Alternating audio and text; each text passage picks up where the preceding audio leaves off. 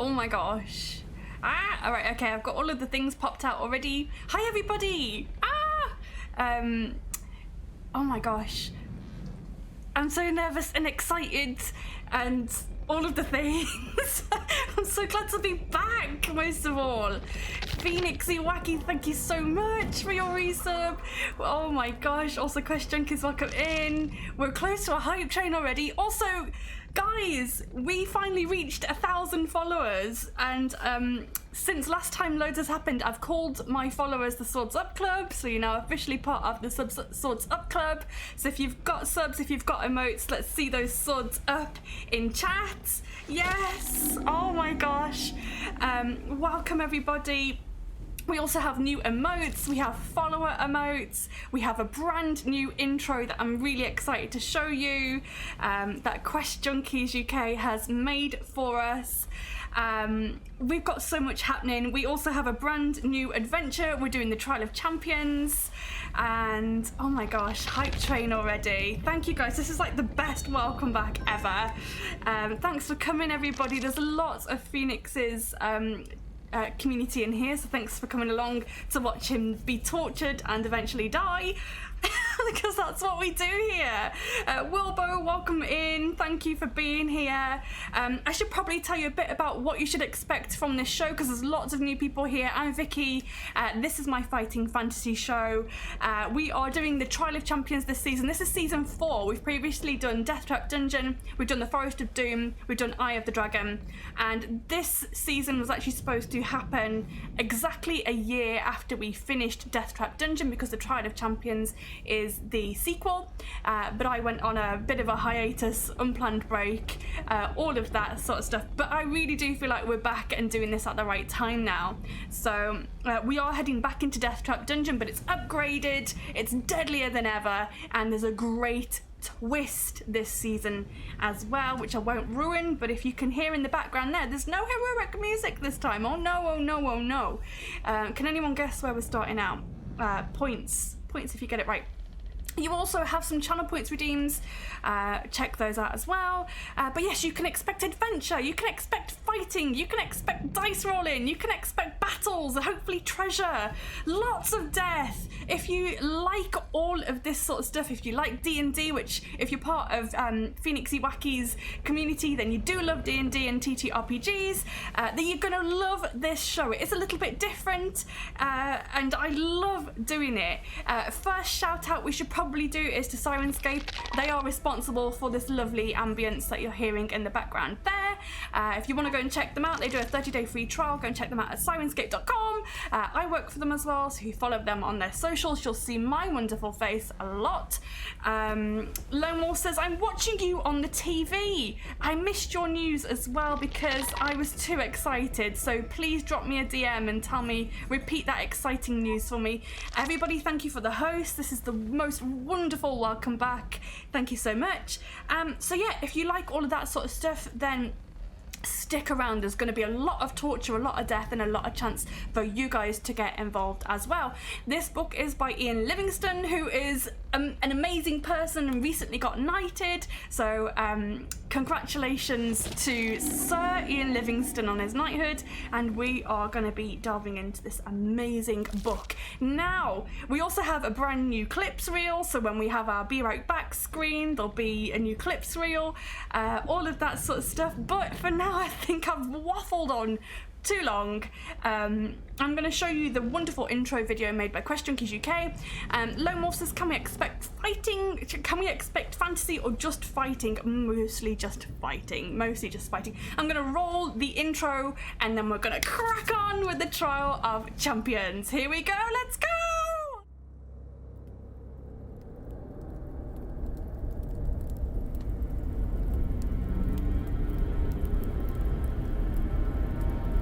A year after a champion was crowned, we're heading back into Death Trap Dungeon.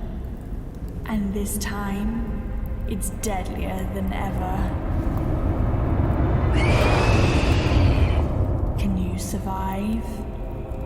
The Trial of Champions.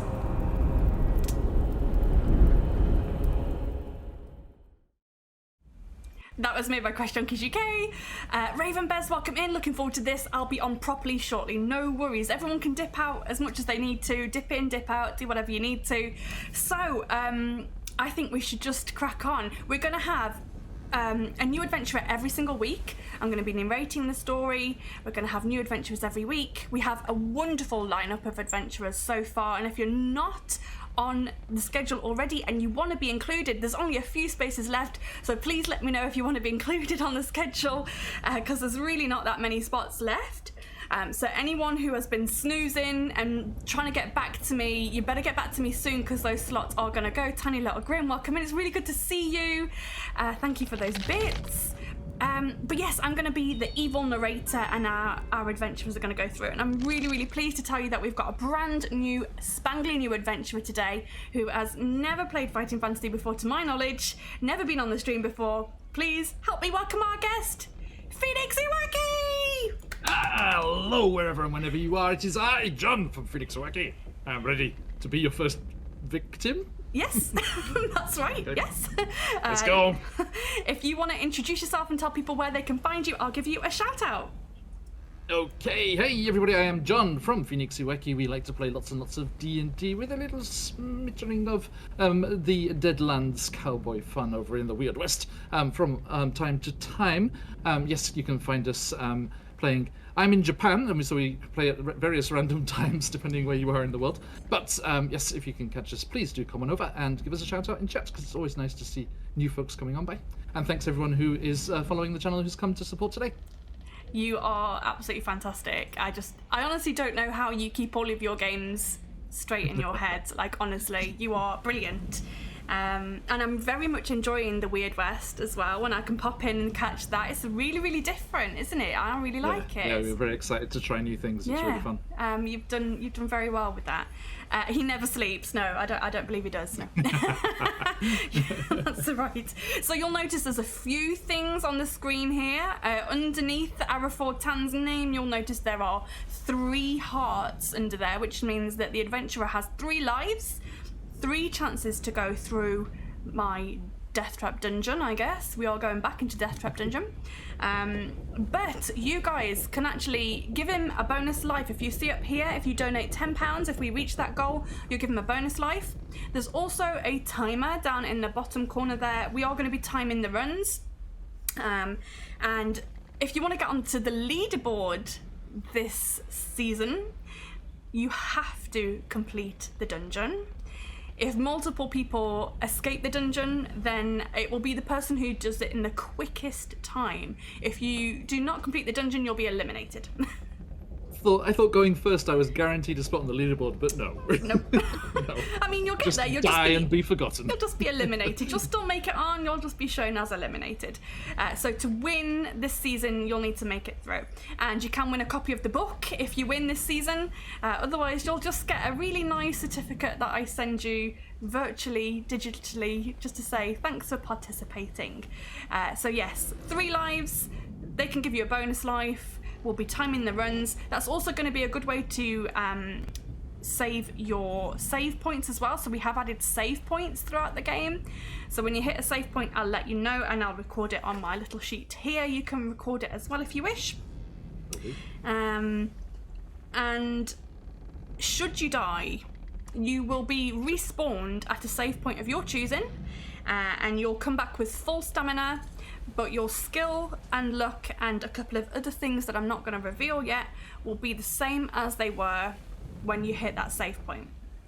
Gotcha. So obviously it's your first time. If you have any questions as we go, then just ask. If you need to take a break at any point, then just ask.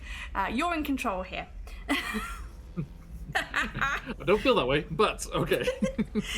And yeah, guys in chat, you've got your re-rolls as well, so you can re-roll my dice. That could either help or hinder Arafor, so use them wisely. I've also given you a +2 to John's rolls, but use them wisely as they are limited. So I am I've been very generous, but also a little bit strict with those as well. And yeah, we're just going to crack on. We're going to start. I think if everyone is ready, then I am ready. It's really nice to see so many people in chat. So thank you all for being here. Thank you, okay. If you got to let those phoenixes fly. Oh yes. Let them fly, and then some swords up club. Swords up as well, because this is the first time that I'm seeing the new emotes get used. It's very exciting for me. Nice. I'm very jealous. You got the Swords Up Club, and then our mutual friend AJ's got the Frosties down there in Australia as well. I need to get a collective noun for my. You know what? For my lot. It honestly it's taken me nearly 2 years. I'm coming up to my 2-year streamiversary, and I've only just decided that people are going to be the Swords Up Club. But that's because I've niched it down. I've niched it down just to be Fighting Fantasy streams now. Right. Yes. Let us find out how Arafortan came to be entering the Trial of Champions. It is another fiercely hot day, and the temperature in the sticky gloom below decks is unbearable. The air is thick with the acrid smell of sweating bodies. Nobody is allowed to speak, and the only noise to be heard above the monotonous creaking of the ship is the regular sharp crack of a whip and the agonised cry which follows it. "Row harder, you dogs!" shouts the one-eyed overseer as he cracks the whip once again. "Enjoy this pleasant voyage while you can, because you'll wish you were back on board a day or two where we're going." Chained to a bench and straining hard at the long oar which you pull with 2 other galley slaves, your mind drifts back to that unfortunate day 1 week ago where you were captured. A gruff voice from behind you orders to part, and a scarred man appears, grinning, spitting juice from some chewing tobacco on the deck. His teeth chipped and blackened, and a foul stench wafting in the breeze from his unwashed clothes. "Captain Bartella always delivers the goods. You'll make up for the one who died from the flogging yesterday. Saves me having to kidnap another landlubber. It must be my lucky day, but I wouldn't say it's yours." The captain lets out a laugh, which is like a long, wheezing exhalation, and then barks out another order to his mate: "Take that rat below to meet the rest of the vermin." Since that cursed day, you've been chained to your oar, rowing to the point of collapse towards an unknown destination. Suddenly you hear a shout of "Land ahoy!" and you begin to wonder what evil awaits you. An hour later, you feel the ship bump against a jetty, and there's more shouting until the ship is finally moored. You're dragged from the ship with the other slaves, and you can see in the glaring sunlight that you're on a small island. And next to it, there is a semi-ruined amphitheatre. A man wearing black chainmail armour hands Captain Bartella a bag of coins. Satisfied with his payment, the wheezing captain orders his men back to the ship, and you watch them set sail. The man in black armour steps forward, saying, "You're now the property of Lord Carnus. It's your honour to die for his pleasure in the arena of death here on Blood Island. Only one of you will survive, and he, or she, will represent Lord Carnus and Fang for the next Trial of Champions. Baron Sukumvits has modified his deadly labyrinth and is now offering 20,000 gold pieces to anyone who gets through it. Of course, Lord Carnus will keep your prize if you get through, but you'll be spared your life. Baron Sukumvits' reputation suffered greatly last year when somebody succeeded in getting through the labyrinth. Is Crimea here by any chance? Crimea was the last one to get through Deathtrap Dungeon. I don't think he's here. But he now boasts that no one can survive his new dungeon. Lord Carnus would like one of you to make Sukumvit eat his words. You must understand he hates his brother's fame. Now, follow me. You are led up the hill to the castle, where you are locked in a cell in the depths of the lower chambers.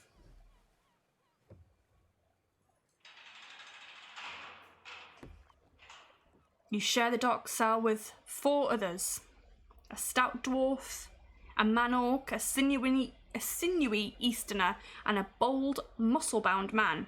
The mood is grim, and few words are spoken. Each of you ponders the impending combat. 42 slaves arrived by ship. Only one will survive. The dubious reward is entry to Deathtrap Dungeon. At dawn the following day, you are woken by the sound of heavy footsteps approaching down the corridor. A key turns on the lock of the cell, and 2 guards wearing black chainmail enter, carrying trays of food. "Eat well," says one of them. "You'll need your strength to survive the day. By the end of it, you may all be dead." The guard then turns to you and offers you some bread and a bowl of soup. And it's now that Arafor will make their first decision. First, before you do that, tell us a little bit about Arafor. What do we see? Who is Arafor, Tam? Arafor is not your average galley slave material, as he is an elderly forest gnome, diminutive in size, usually wearing kind of long robes to go with his nice long full beard as well. But of course that's been stripped away and replaced with whatever garb he was thrown into by these nasty people on the ship.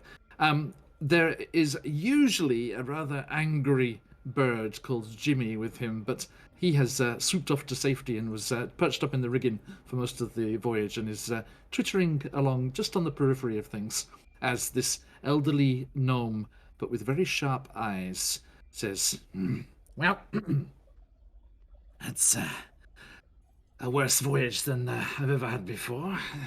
A mite worse than the Bitopian Navy, but don't worry, Sprite. I'm coming back. I'll get through this." And the guards say, "Shut up! Now, do you want some bread and soup or not?"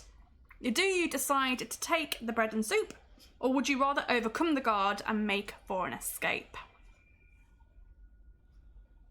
My lovely timer down there, I've forgotten to set it up properly, but we're just going to roll with it. Want is a very generous word, but need might be more in order. Pass it here. Okay, you've taken the food. We're going to turn to page 49. You can make a note of the numbers if you wish. The soup is thick with chicken and vegetables, and it tastes delicious. You devour it greedily and you mop up the last drops with your bread. You've not eaten well for a fortnight, and you now feel fit and ready for the coming ordeal. When you've finished eating, you're led away to begin your first day in the arena of death. Turn to page 22. Off we go. You're in the middle of the procession of 42 slaves, which wends its way along various corridors until you reach an amphitheatre. The sun is already beating down, making the sand in the arena uncomfortably hot to your bare feet. Seated high in the stands is a dark hooded figure surrounded by guards. You watch him rise to his feet and lift his arms in the air, commanding silence. "You know why you are here," Lord Carnus begins. "It is my wish to be represented in the trial of champions. Some of you will die today, some tomorrow, and more the following day until only one of you is left. Those about to die, I salute you." Lord Carnus sits down again and nods his head to signal the start of the proceedings. The slaves are split into 7 groups of 6, and you find yourself in a group accompanied by an elf, 2 Northmen, a dwarf, and an ogre. Your group is chosen first, and you're told that the first event is a race to test strength and stamina. A crude sack containing several heavy rocks is strapped to your back. You watch as burning coals are brought into the arena and poured over a section of the makeshift track. The 6 of you are then lined up at the start, each carrying your burden, and are told to race around the track until one of you is lapped or you collapse. Then you're off, and you all jostle for position on the way to jump in the first pile of burning coals. And I've just realised that we have not rolled your stats. Let's get them. Hey, Vicky knows what she's doing. Let's roll some stats. First off, you'll need some skill. You're going to roll 1 die and add 6. Okay. So 1d6 plus 6? Yep. Okay. A 6. Oh, nice. Maximum skill for you. Your stamina is going to be 2 dice plus 12. 2 plus 12, okay. Yeah, 2 dice plus 12. That is 9, so 21. 21 stamina, and then your luck is 1 dice and add 6. Okay. And my luck is 8. 8. Fabulous. Wonderful. We should have done that at the start, but Vicky forgot. Thank you for subscribing, Tiny Little Grim. That's really nice. And Question Key says, I gotta run, but happy adventuring. Thank you so much, guys. Thanks, Right. Do you wish to set the pace of the race, or would you rather stay at the back?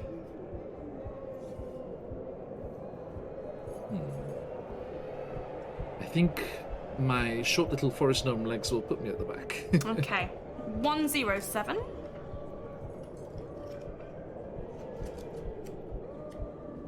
One of the Northmen takes the lead, setting a fast pace. Round and round the arena you run, gritting your teeth harder each time you jump over the burning coals.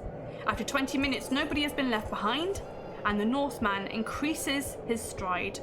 I'd like you to throw 2 dice and add 3 to the total if you were flogged by the guards, which you won't. So just throw 2 dice. Okay. 7. That is less than your skill score, so we're going to turn to page 360.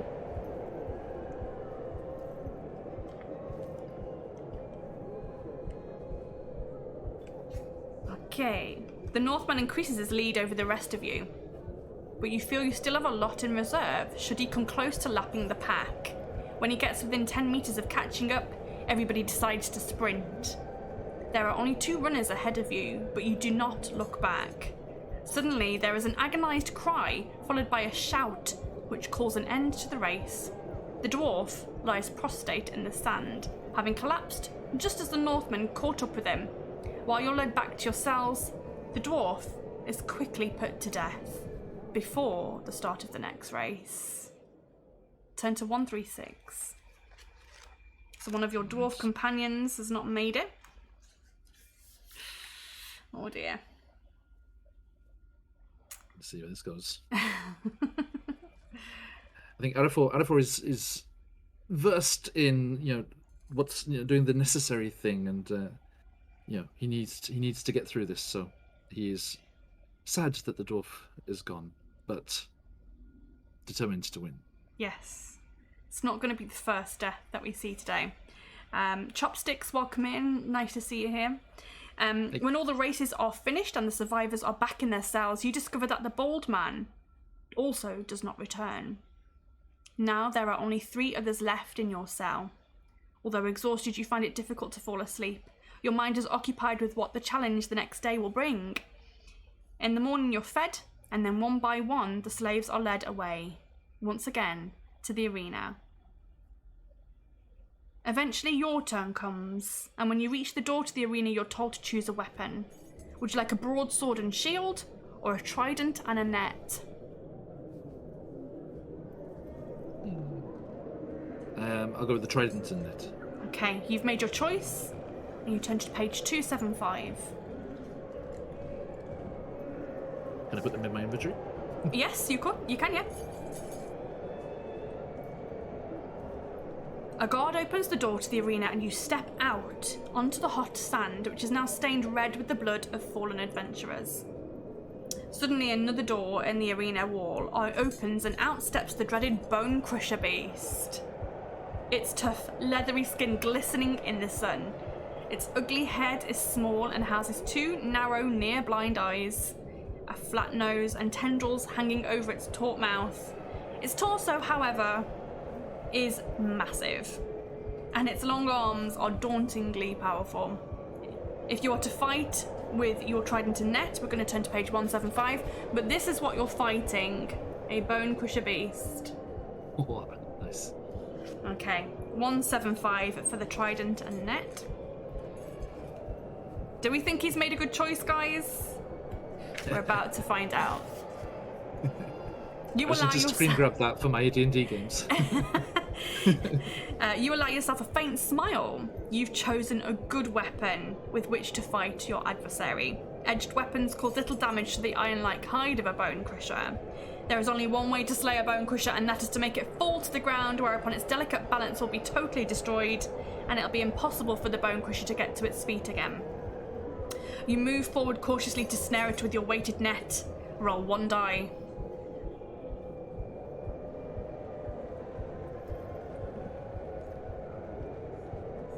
Sorry, I lost you at the end, right at the end. Sorry, Roll repeat 1 that. die. Roll 1 die. Just the one? Yeah. Okay.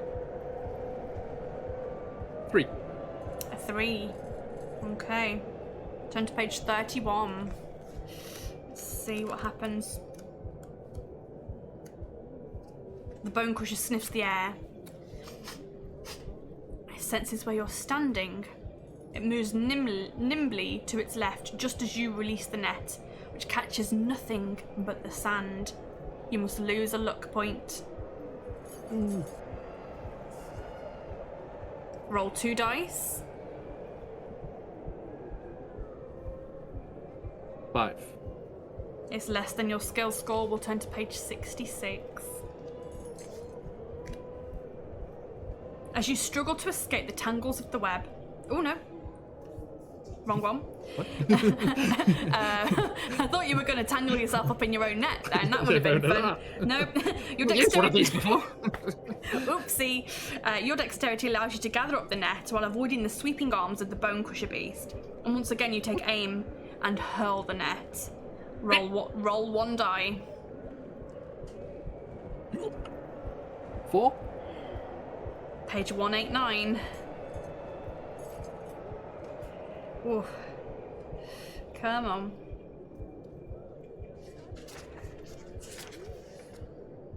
You throw it on target, and it lands on top of the nearsighted bone crusher.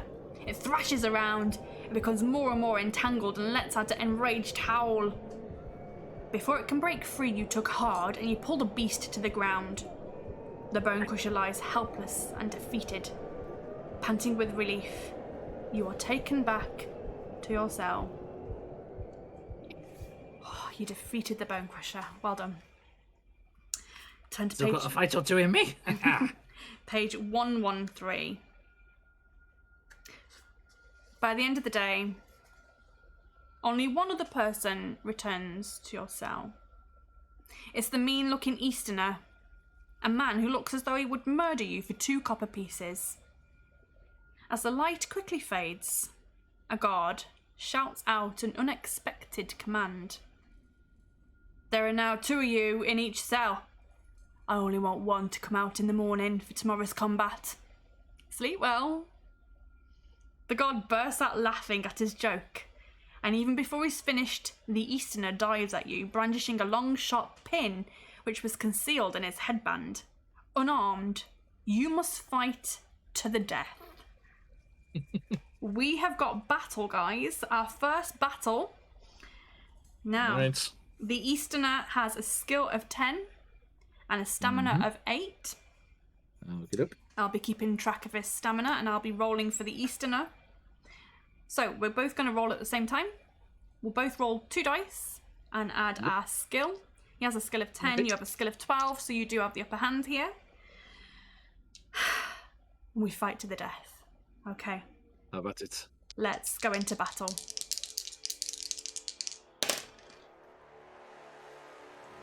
I rolled a 16. I got a 20. Excellent. So you do 2 damage. He's now on 6 stamina. Again? Yeah, we just keep going. Yep, I rolled a 16 again. 18. Oh, nice. Okay, he's on 4 stamina. Artful's just like ducking around. I think he like ducks out of the way so the guy, as he dives at him, just like slams into the bars and things like that. He's not actually hitting him at all. It's just making him hurt. He's like, stop hitting yourself! Stop hitting yourself! I rolled a 17 that time. I got an 18. Oh, wow. He's on 2 health. Watch out there, looking a bit unsteady. Oh, no. 19. 14. He's dead. He's dead. If you win, turn to page 237. Artful goes over to him. He's like, now, rest easy. I'm sure it's better than what was waiting for me. You slump back against the cell wall after the fierce fight with the Easterner, and you manage to fall asleep from exhaustion. When all the survivors are assembled in the arena in the morning, there are only 12 of you left.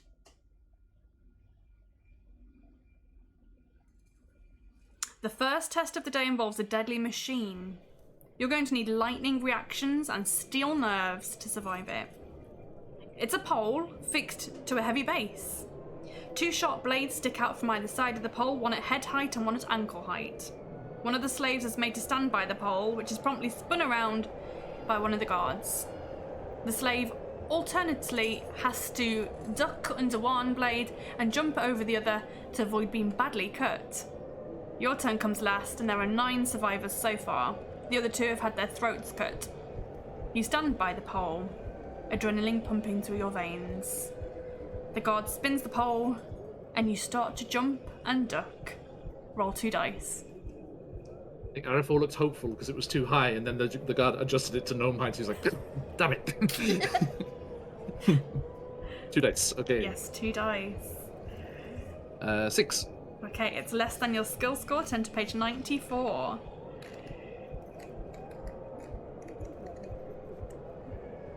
You get into the steady rhythm of ducking and jumping, and slowly the pole spins to a halt. You've survived another ordeal. The next test begins immediately. You and the rest are split into 2 groups of 5.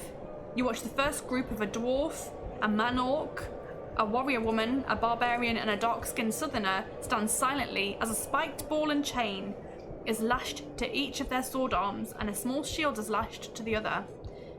They're then blindfolded and ordered to commence battle against one another until there is only one left standing. It's a sickening spectacle to watch as the fighters tread warily around the arena, swinging their balls and chains. The dwarf falls first, quickly followed by the warrior woman. In the end, the southerner stands triumphant and his blindfold is removed. He's led away, and then each member of your group is armed in the same way. You can feel your heart pounding in your chest as the order is given to commence combat against the 4 unseen adversaries. Barefoot in the sand, nobody makes a sound. Would you like to step to your left or to your right? Your adventurers always go left. Okay. 297. Do you still have that sound? The sound from... We have a go west, yeah, we do. Let's have a little look if I can trigger it right now for you. I remember that. It's been a little while. The sound didn't trigger. The sound did not trigger. I don't know why, because it's still there. Allow me. Go left! Okay. Thank you. I don't know why it didn't do it. Never mind. What did I say? Oh no. Did I say 297? 297, I think it was. Oh yeah, you step left. Mean Pet Shop Boys. You step slowly to your left, and you strain your ears for the sound of any movement. Suddenly, there is an agonized cry and a dull thud as a body falls to the ground not far in front of you. Do you wish to step further to your left, or would you rather stand your ground and swing your ball and chain?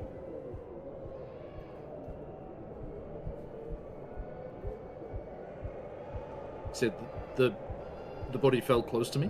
It fell in front of you, yeah. Okay. So yeah, I'll think whoever hit that person is nearby, so I'll try and swing. Try and swing. 131. Blindfold on here. Just as you begin to swing the ball and chain, one of the other combatants steps up behind you, swinging their weapon. You must test your luck. So, you need to roll both of your dice. Okay. Your it's luck... tough because I can still see my sheet down. Your luck is currently at 7 because you lost a luck point. So you need to roll a 7 or below. So roll both dice. Right. Let's see what happens. Don't fail me now. 7. Ooh, Meets it. Just about lucky. Just about lucky. You are lucky. Turn to page 148. You make first contact and your unseen opponent cries out in pain as a spiked ball slams into his shoulder, but you do not hear him. You do not hear him fall. You turn your head listening intently for another grunt or a groan. The man bites his lip and makes no sound. If you wish to stay where you are and continue swinging, you can, or you can step left. I will take the opportunity to duck left and out of the way. Step left 120. You walk very slowly. You know there are bodies lying in the sand. You stop to listen, but you hear nothing. You decide to turn around and walk in the opposite direction, when suddenly you hear a gruff voice cry out, "If there is anybody there, I'm over here!" You decide to accept the bold challenge and you walk in the direction of the voice, swinging your ball and chain. You clash head-on with your unseen opponent in a blind fight to the death. He has a skill of 8 and a stamina of 8. And I'm not going to change to the battle music because I like this, so we're going to stick with this. So let's get into battle. We had the first stab at the new Feywild battle music the other day. It's so good. I love the Feywild stuff. Okay, so I have rolled a 13. I got a 60. I love that you're doing this blindfolded. At least I can see the dice. That's okay. Yeah. Okay, and second attack is 19. I got a 16. So you win. He's on 4 stamina. 4 stamina. And that is 21. I got a 12. That skill roll of 12 was so useful. Very useful. Thank you. You've got like max skill. I was really worried about that. Is he down to 2 now? He's down to 2, yeah. See if you can finish him off. Yeah. Wow, that was close. I only rolled a 12 again 18. from me. Yeah, he's dead. He's dead. Okay. Yeah. Okay, you win. Page 61. Channeling Jimmy's anger. A cheer goes up as your opponent drops to the ground. You hear guards enter the arena, and soon your blindfold is removed, and your weapons are untied from your wrists. You are led away to your cell, realizing that only the Southerner stands between you and victory. That night you are well fed and your wounds are bandaged. Add 4 stamina if you need it, but you've not lost any stamina yet, I don't think. Not yet. Baron Dragonborn says, I think that John's going to go untouched. Yeah, I think so too. And I'm not going to be... I'm actually not going to be saving or anything like that until we get past this point of the adventure. He gets injured somehow, somewhere. Yeah. You'll get to save at some point. Okay. Hey, but you know it. Beginner's luck is real. Yay! Absolutely. In the morning, he said, instantly dooming himself. Beginner's luck, yay! Yeah, now you're gonna die. In the morning, the familiar ritual of being led into the arena is repeated, but this time you are made to stand face to face with the Southerner. Back to the arena again. You are each handed a dagger and a studded glove. At the command of Lord Cornus, the final arena battle commences. Now the Southerner has a skill of 10 and a stamina of 10.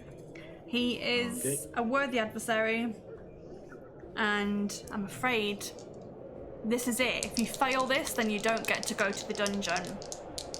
I love a good dungeon. Let's Just see. hope there's no dragons. Okay, that is a 17. Let's try. I rolled a 19, so I get to deal my first hit damage to you. So you take 2 damage. From the stamina, yeah? Yeah, from your stamina. So you're on 19 stamina.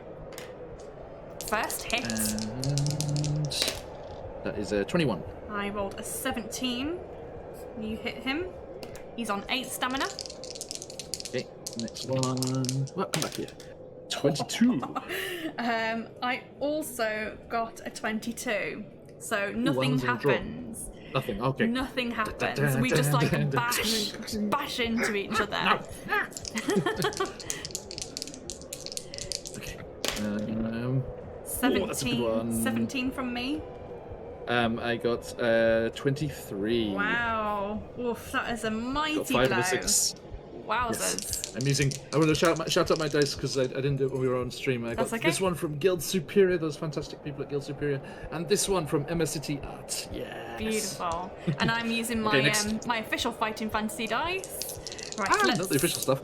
Let's I think go. I'm just getting the ringing in my ears of the advice from a real to goodness knight who I had in my corner, Sir Ian Livingston, telling me lucky dice was the key. So far it's working. So far, so good. Okay, I rolled 21. a 15, so you've hit him. He's on 4 stamina. Just now. And 22. I got an 18. Okay, he's on 2 stamina. You're doing very well with your dice rolls. Yeah. And 20. Oh, I got a 12. Okay, he's dead. He is dead. Oh my And goodness. Flora's remembering all his old adventuring days. I told you there's this angry bird just circling up above the arena. I told you I can still do it. No, you can stay up there. It's fine. I've got this. If you win, page 261. As the southerner drops to his knees, clutching his stomach, he manages to utter a few words with his last dying breath. Good luck in the dungeon, stranger. If you get a chance alone with Karnas, remember those of us that died in this arena. The southerner grimaces with pain and falls silent. You vow to yourself that you will avenge your fellow slave's death and kill Lord Karnas if you survive the deadly labyrinth of Fang. That night, you are the honoured guest of Lord Karnas, and you would indulge in your every whim. You gorge yourself on food, and you enjoy yourself long into the night. After a week of luxurious living, you return to full fitness. Restore your stamina to its initial total. Then, locked in your chains, you set sail with Lord Karnas and 30 of his guards, and 10 days later you arrive in Fang, the venue for the annual Trial of Champions. The town is already swarming with spectators, eager to celebrate. However, there's no time for you to enjoy the hospitality. There's no time for you to enjoy the hospitality of Baron Sukumvits, as it's late into the evening on the 30th of April, and the trial begins at dawn the next day. You spend the night in a tavern under the watchful eyes of the guards, and at dawn you are led to the entrance of the deadly Death Trap dungeon. It's supported by ornately carved stone pillars depicting demons, deities, and writhing serpents. You see Baron Sukumvits shaking the hands of the other contestants, a chaos champion wearing dark spiked armour, an eastern warlord in full battle costume, an elven prince, and a dwarven noble. This year the prize has attracted illustrious contenders. You take your place alongside them, and you're asked to draw a bamboo stick from the hand of the Baron. The number 2 is etched on the stick. You are to enter the dungeon second, after the dwarf. To the cheers... Two. So that looks nicely. To the cheers of the exultant onlookers, you pass between the pillars, armed only with a magnificent sword that has been given to you by Lord Karnas. So you now have a sword, but that is all you are going in with. You have nothing else with you. You have no backpack, no food, no armour, and you feel ill-prepared for the coming ordeal. But at least you have this fine sword and a leather pouch at your belt. So you've got a leather pouch as well. The sound of the crowd quickly dies away as you walk on down the dimly lit tunnel. What horrors lie before you, it's impossible to imagine. But you know that Baron Sukumvits has spent the last year modifying his death trap dungeon so that it is now reputedly lethal beyond comprehension. But your desire to avenge the deaths of your fellow slaves makes you determined to succeed. My magic sword. That looks like a spoon to me, John. Oh, sorry, wrong way around. That'll do. The tunnel leads straight ahead for 50 metres, and then you come to a doorway on the left-hand wall with a "Keep Out" sign written on it in dried blood. You can hear scratching and sniffing sounds coming from the other side of the door. Before we decide what to do, this is your first save point. Hey. Yay! So, you are saving at the entrance to the dungeon. You can come back here whenever you want to. We are on page 261. For my map, is portrait or landscape better? Landscape for this one, I believe. Yeah. Ha. I usually go portrait, but I've drawn this dungeon 3 or 4 times now, and I find it better to do it landscape. Okay, it is 26. Just got to get the 26. ask the right questions to get the information. 26 minutes 33 seconds. You're on a skill of 12, a stamina of 21, a luck of 6. 7. Oh, 7. Sorry. Yep. Yeah.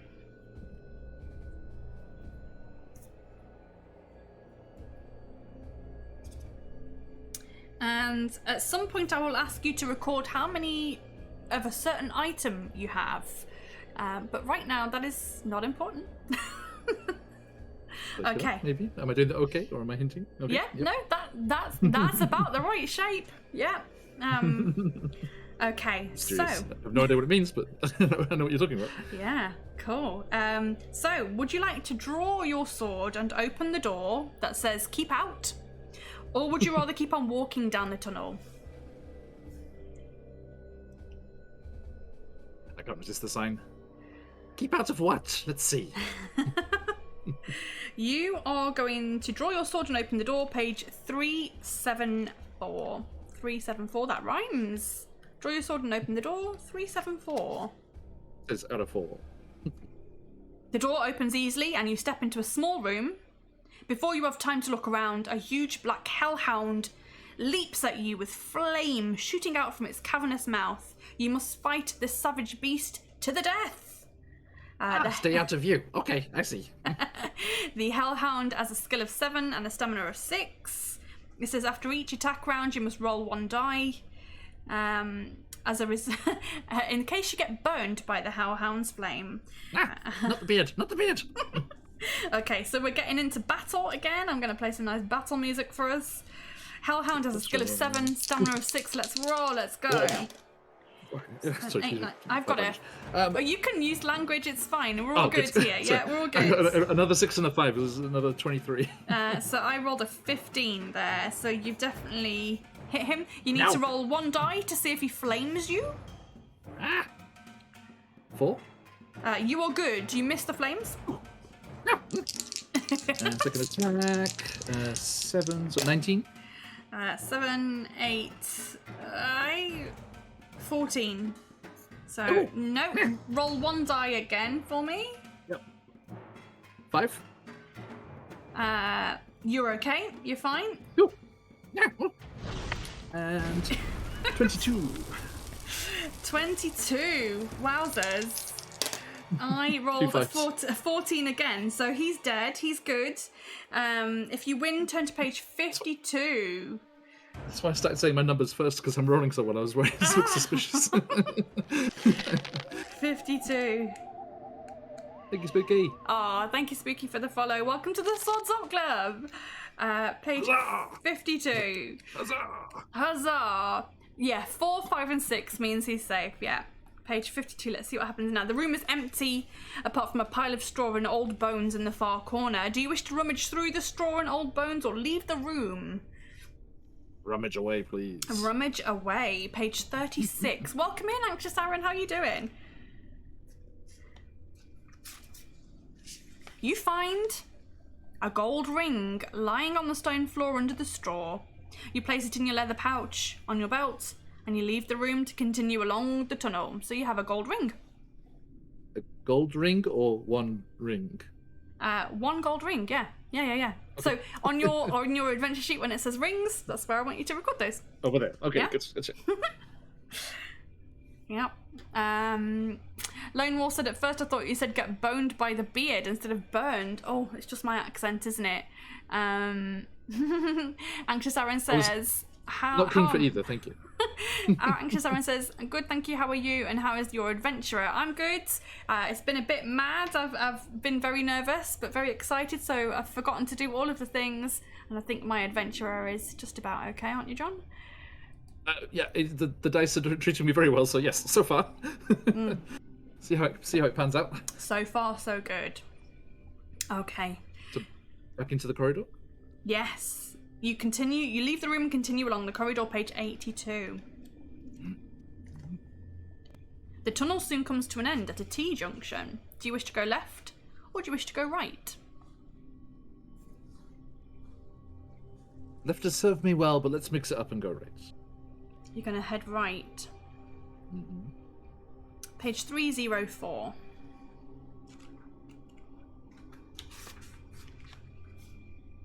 In the distance, you hear the sound of running water, and soon the tunnel ends at the edge of a deep pit.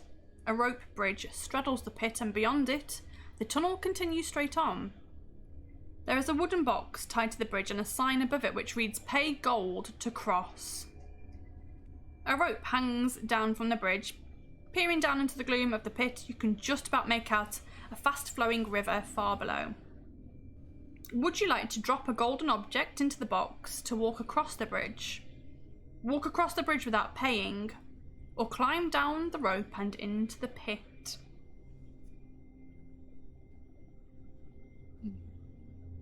The only gold I have is this ring. And they feel important because they have their own box on the sheet. Yeah, So I think you slightly, might be right. Slightly meta there. But are they important for things like this or for something later? Can't tell you, I'm afraid. I'm just the narrator. You've got to find out for yourself. I know. So I'm just trying to think this through. What do you think you should do, chat? You can always ask my chat as well, like what you should do if you're unsure. I haven't got eyes on, so you have to tell me what they say. Guys, what do you think you should do, if anything? Get involved. I'm a forever DM, so it's so strange not knowing exactly what's about to happen. You can turn around and go left. No, it doesn't give you that option. Right. It says you can drop a gold object into the box and walk across the bridge. Walk across the bridge without paying, or climb down the rope into the pit. I shall attempt to cross without paying. Okay, walk across without paying. 152. You step warily onto the rope bridge, testing it to make sure it will bear your weight. You look around, seeing nobody, and you hurry across the bridge unchallenged.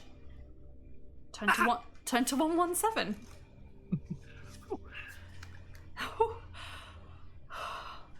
Case says, does it say honesty box on it? No, it does not. Dishonesty boxes, neither do they. Okay, good. Spooky Electric says, Ian is evil. Whatever you do, it's probably insta-death. Yes, so Ian really, really loves making it super difficult and really deadly. I always thought he was a really nice guy, but it turns out he's an absolute sadist. That's why his only advice was to have lucky dice. Yeah, but I love it. That's what I like to do. I'm just like, this is great, you're gonna die. 117. This is the only time that I get to be nasty. I'm so nice all of the other time. The tunnel eventually comes to a dead end. Our only evidence is these streams, so I'm not sure. There is a stone tablet set at the end wall with a small circular hole in the centre. Around the hole are the words, 1 is on and 2 is gone. Did you catch that? Yep, 1 is on, 2 is gone. If you wish to reach into the circular hole, you can. Or if you'd like to retrace your steps back to the T-junction, you can. It's a dead end apart from this hole in the wall, right? Yep.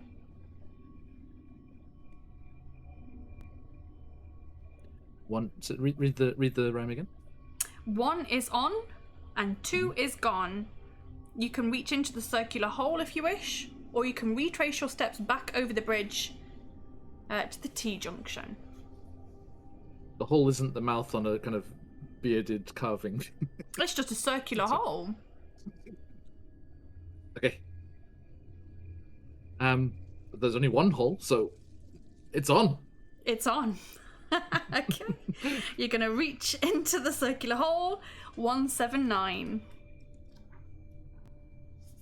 Slowly, you reach into the hole until your fingers touch 2 buttons. One with the number 1 stamped onto it, and the other bearing the number 2. Would you like to press button number 1 or button number 2? Baron Dragonborn says 1 is on, 2 is gone. Take 1 thing, take 2, and you will probably lose your hand. So you can press button number 1 or button number 2. 1 is on, 2 is gone. 1 is on, 2 is gone. I'm going to assume that there is some kind of barrier blocking a way forward, and if I press 2, that will be gone. So I press 2. Page 214, let's see what happens. Your mind goes blank immediately. And when you regain your senses, you find yourself at the entrance to the dungeon. Oh.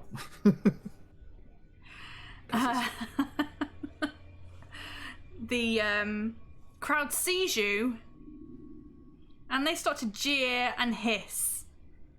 They rush forward, hurling stones at you. Good. Roll 1 die and deduct that number from your stamina score. Ah. 6. Okay. No. 6 rocks hit you. Down to 15. Yeah. You realise what's happening and you turn back and run back into the dungeon, past the door on your left, and you're now at the T-junction. Do you wish to head left or right? Tough crowd, I know, right? I'm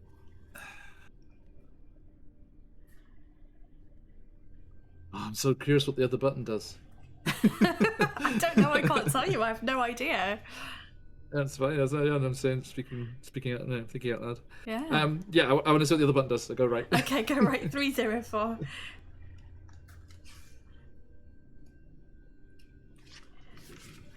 In the distance, you hear the sound of running water, and soon the tunnel ends at the edge of a pit. I'm sorry, I think there's someone at my door. Just a second. Just a second. I'm just going to actually switch to the BRB screen. So I'm just going to pause. I'll give you the BRB screen and I'll be right back, guys. If you decide to stay, you may have to face your fears. Wait a minute, let me get my tea. Ready. What's the worst that could happen? This whole campaign is trouble. I want to hear your Scottish accent. It's not Scottish! No, it's not! Let me see if I can get some lovely sound effects for your torture. 4.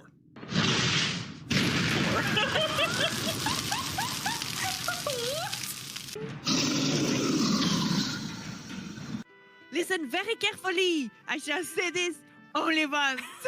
Oh, I'm sorry, guys. I am back. I was going to give you the whole clips reel, but we'll save that till we're actually on a break. Okay. Sorry, it was a parcel arriving. Yay, parcels. Yay, parcels. But because the boyfriend's in the kitchen, he's got the washing machine on and his headphones on, he couldn't hear it. So, Freaks Japanese people out, by the way. They're like, the washing machine in the kitchen? What? Really? Where's your... do you have like a separate laundry room then? It's usually in the bathroom. I can't imagine it in the bathroom. That's just strange to me. Lovely sound effects for your torture, I know, right? Hopefully at some point you'll get to see the whole clips reel, but here we go. We are back on page 304. A rope bridge straddles the pit. And beyond it, the tunnel continues straight on. There's a wooden box tied to the bridge and a sign above it which reads, "Pay gold to cross."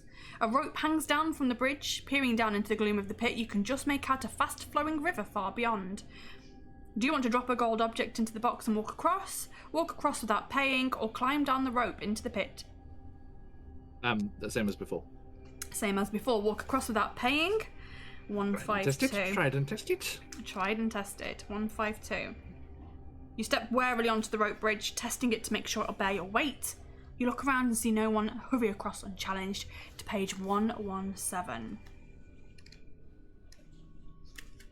The tunnel eventually comes to a dead end. There's a stone tablet set in the end wall with a small circular hole in its centre. Around the hole are the words, 1 is on, 2 is gone. I'm guessing you're going to put your hand in to page 179? 179 there? You reach into the hole until your fingers touch 2 buttons, one bearing the number 1 and the other bearing the number 2. Do you wish to press button 1 or button 2? Number 1. Number 1. Okay, page 12. Let's see what happens here. As soon as you press the button, a large stone slab in the left-hand wall of the tunnel pivots open.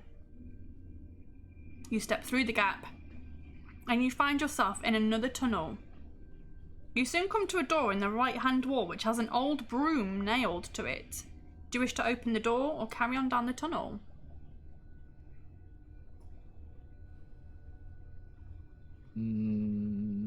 Carry on. Let's carry on down the tunnel. Page 346. You soon come to another doorway in the right-hand wall. Nailed to the door is a small bird, long dead and shriveled. Do you wish to open the door or continue along the tunnel? In Jimmy's name, I'll see what happened to this poor bird. Page 59. The door is locked. Would you like to charge it open with your shoulder or save yourself the effort and walk on up the tunnel? No, try and force it. I'm angry by the sight of the dead bird. No, no waste. Poor thing. Oh. Charge it with your shoulder, page 91. Roll 2 dice.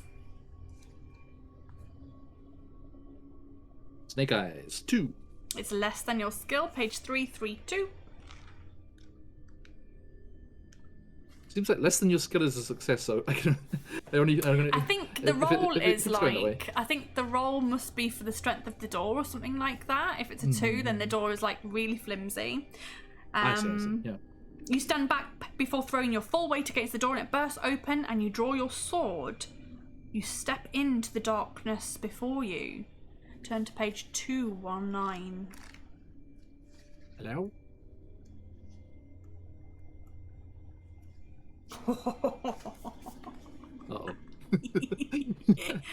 The temperature inside the derelict room is much lower than in the tunnel. You begin to shiver as soon as you step into the room and you can see your breath hanging in clouds in the air.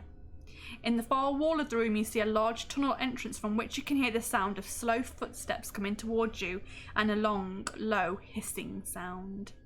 You stand your ground, sword in hand, as a hideous beast enters the room. It has a bloated green stomach like that of a huge toad, and a grotesque misshapen head supported by a blubbery neck. It has a circular extended mouth, whose fat purple lips surround rows of sharp teeth. The beast slices at its prey and sucks the innards out. Fresh intestines are the delicacy of the cold claw, and it intends to eat yours as punishment for entering its lair. Here is the cold claw. Lovely. I love this old black and white art, it's so good. Me too. Okay, so the cold claw has a skill of 10 and a stamina of 11. Joke's on you, I'm not prey, I'm a victim. It says, as the vile beast lumbers towards you, the temperature drops even further. Reduce your skill score by 1 for this combat only.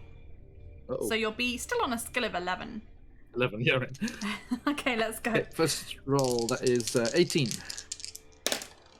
Oh, I rolled a 19. So I hit you. You take 2 damage. It does look like something out of Star Wars, doesn't it? Yeah, you're right. 18. A again. 16 from me, so you hit it. No, take that. Oh, no, only a 14. 10, 18, so it hits you. Ouch.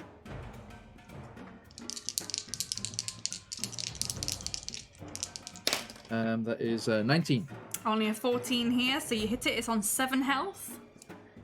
Lucky 7, but not for you. 17. 20. Ah! It hits you.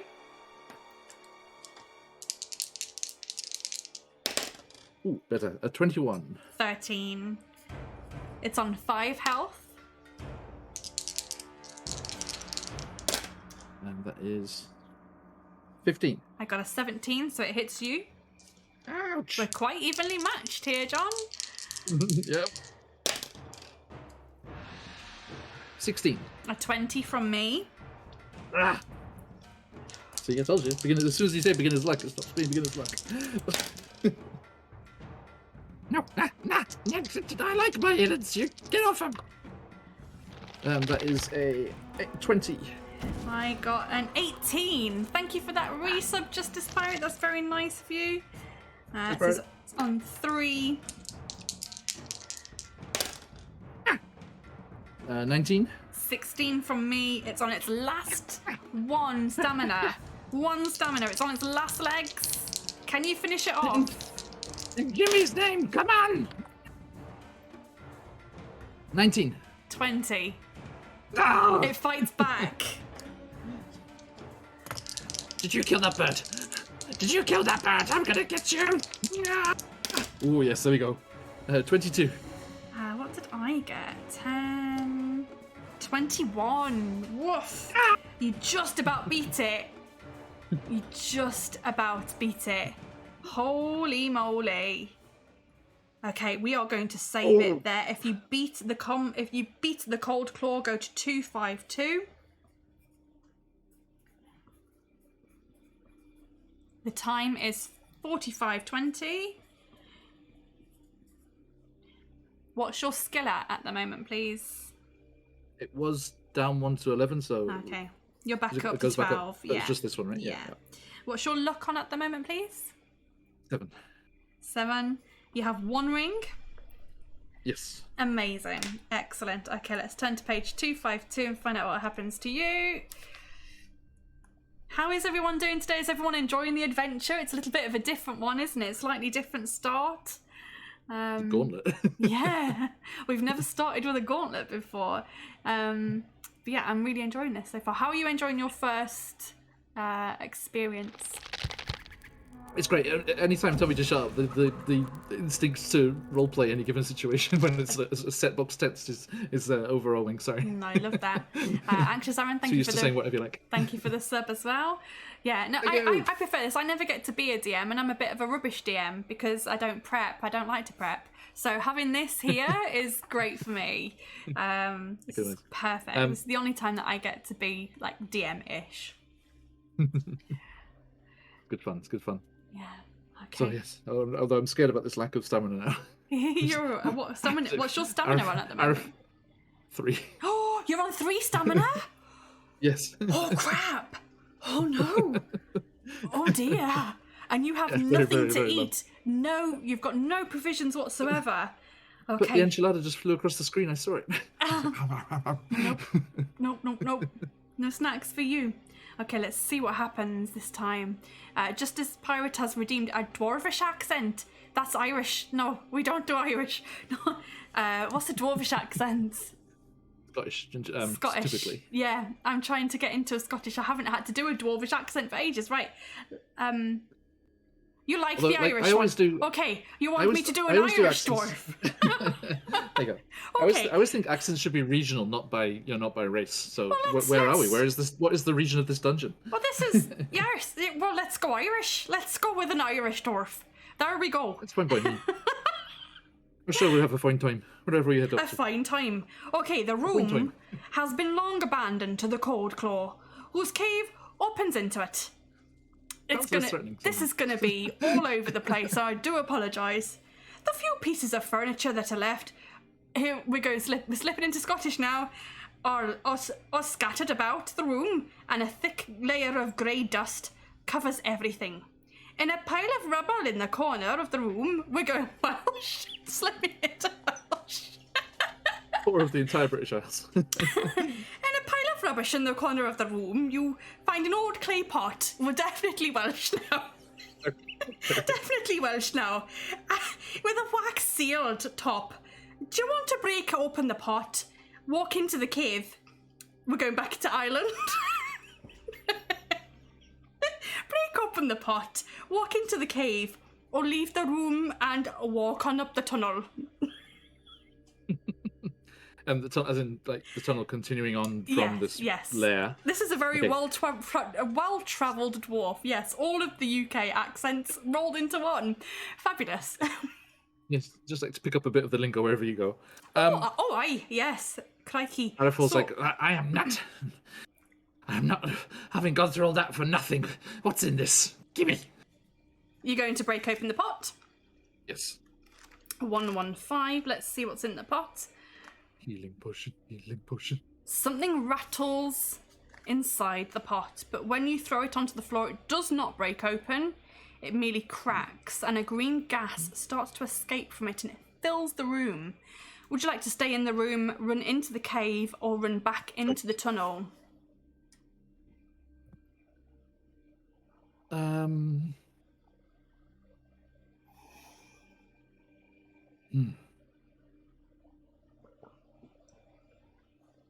Let's see.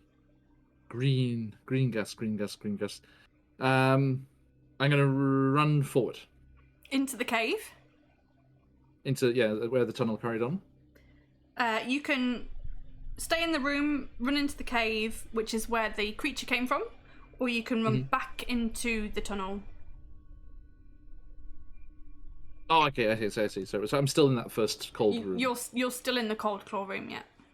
Yeah, I see. Yeah, let's see. Yeah, let's see where the beast came from. Okay, run into the cave. 307. Roval Jax is not going to lie, I vibe with Vicky Butcher in the accent. Oh dear, 307. Thanks, guys. See you, Robojax. I'm just glad that it was. I'm just glad that it was hilarious for you guys. Right, the Cold Claws cave is enormous. Bones litter the floor, and it's evident that the beast never went hungry. You look up and you see a shaft of light shining through a hole in the ceiling high above, but there does not appear to be any way of climbing up to the hole. Perhaps the enemies of Fang were simply dropped into the cave to be taken care of by the Cold Claw. There are some rags and remnants of clothing on the floor and a few old boots. You find one pair which looks well made and is about your size. Would you like to try on the boots, look for something else, or walk back to the tunnel? Did you say try on the boots? Try on the boots. Yeah. You want to do that? Yeah, I've gone too long with bare feet. Okay, 233. I'm gonna Captain Vimes this. You need a good pair of boots. Absolutely. Oh no, you like the thin soles, didn't he? So you could tell where he was in the city. Oh my god, I've not read Terry Pratchett for ages. I know, right? What a Just throwback! boots. What a throwback! The boots fit perfectly, and when you walk around the cave in them, you feel nimble and sure-footed. You're wearing boots of Elven speed. Now, here it says to add 1 skill point, but you're at maximum skill. You can never exceed your initial skill. So, they're just really comfy boots. Better. And at some point, it might ask you if you are wearing the boots of Elven speed. Do you wish to rummage around for something else? Or walk back to the tunnel? Now, Justice Pirate has redeemed a +2 to your next roll, which is great. Thank you, Justice. And Justice wants me to talk like me mum. Right, okay, well, I can definitely do that with no problem. Cheers, Justice. Hope you're having a good time. Hope you're enjoying yourself. Now, this is the first time I've met you, John, and this is the first time you're hearing this voice. So enjoy. This is me mum. It sounds like my relatives in Bradford. So. Right. No, this is a Stoke accent. There you go. So what do you want to do, Duck? Do you want to rummage around for something else, or walk back to tunnel? I will think that it's going to take a little bit longer for the gas to disperse, and I will rummage around for something else. Oh, have a good rummage. I like a good rummage. ER 272. ER. What have we got? 272. I hope it's something good. In a dark recess in the cave, you find a large skull. It's been painted gold. The eye sockets and nose holes have been sealed up, but it has a mouth. Oh no, its mouth's been sealed as well. A section of the top of the skull has been cut off, replaced, and painted over.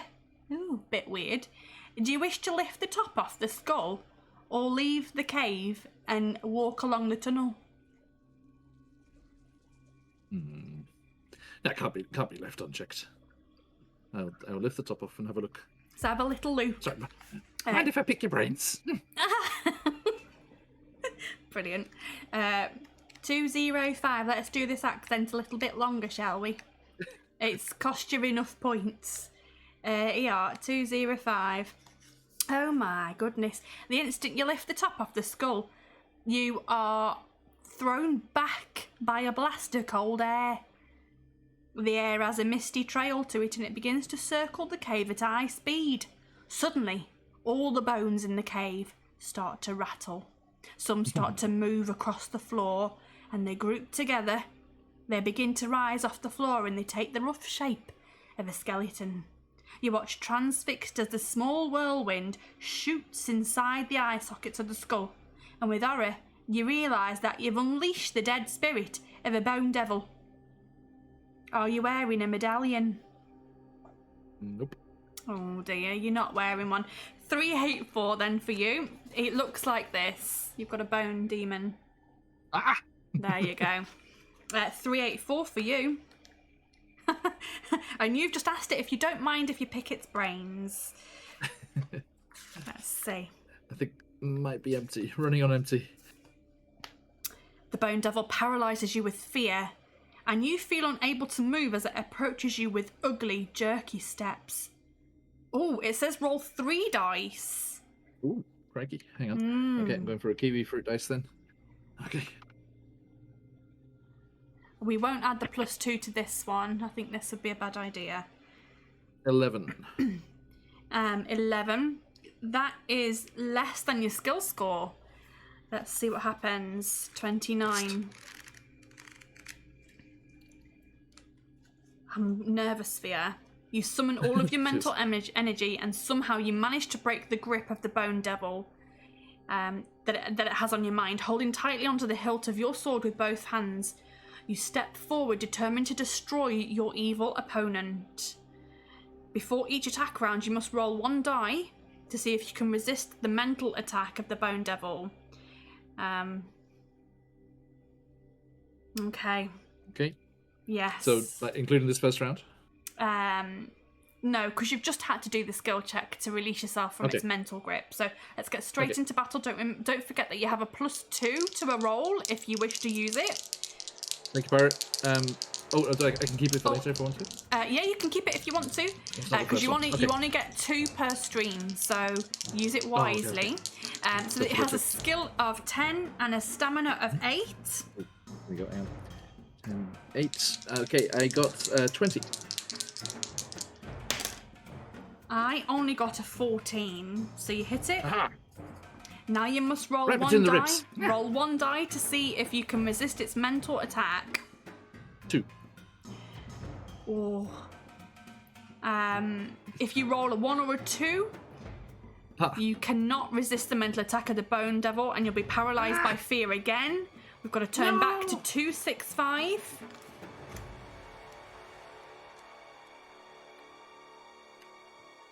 With a terrified grimace frozen on your face, you watch helplessly as the bone devil's dismembered hands disappear and reach inside your chest.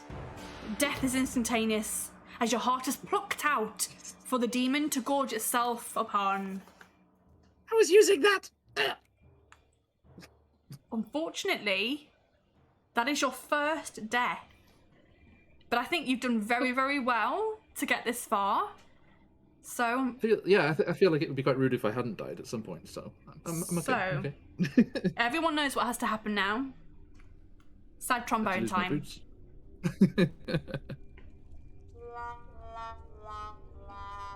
There we go. I can't see chat right now. I've got a big thing that's just popped up on my screen, which is cluttering everything up. So we need to go back to the cold claw. So you can still get those boots if you wish. I wish this thing would go away that's on my desktop at the moment. That was really tense, guys.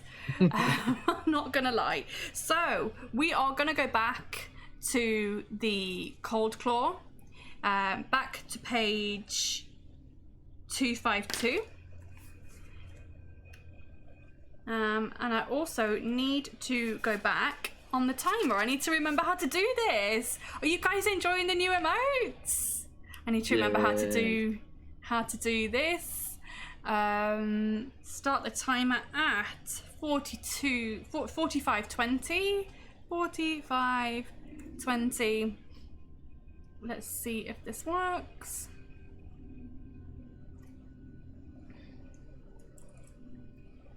Oh, everyone's really enjoying those. Thank you, guys. Let's see if I can go back to this.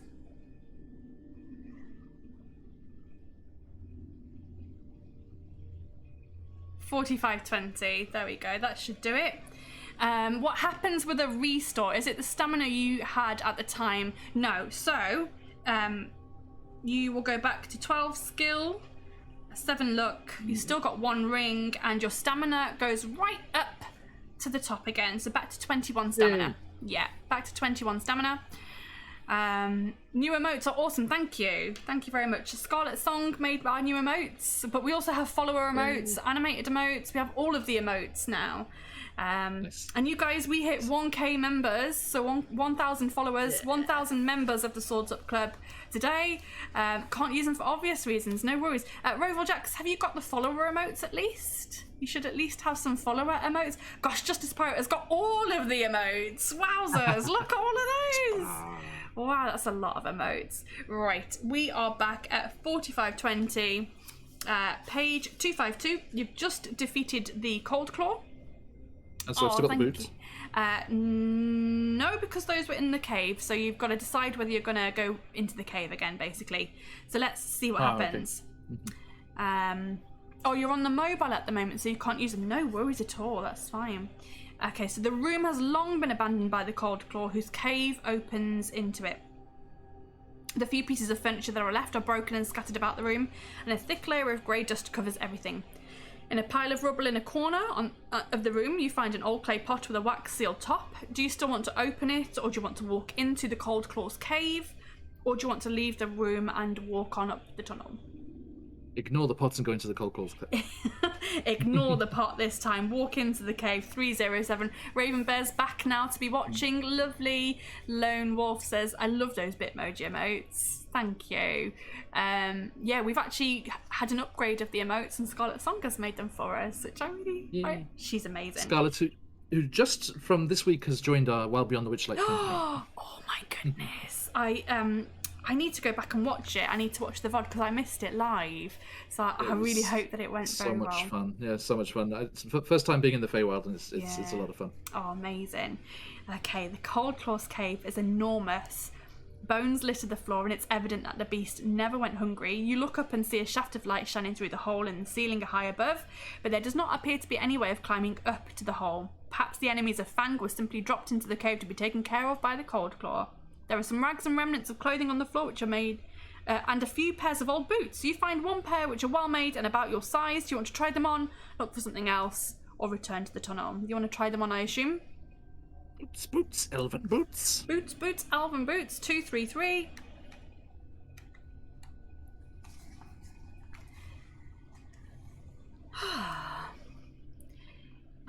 The boots fit perfectly, and when you walk about the cave in them, you feel nimble and sure-footed. You're wearing elven boots of speed.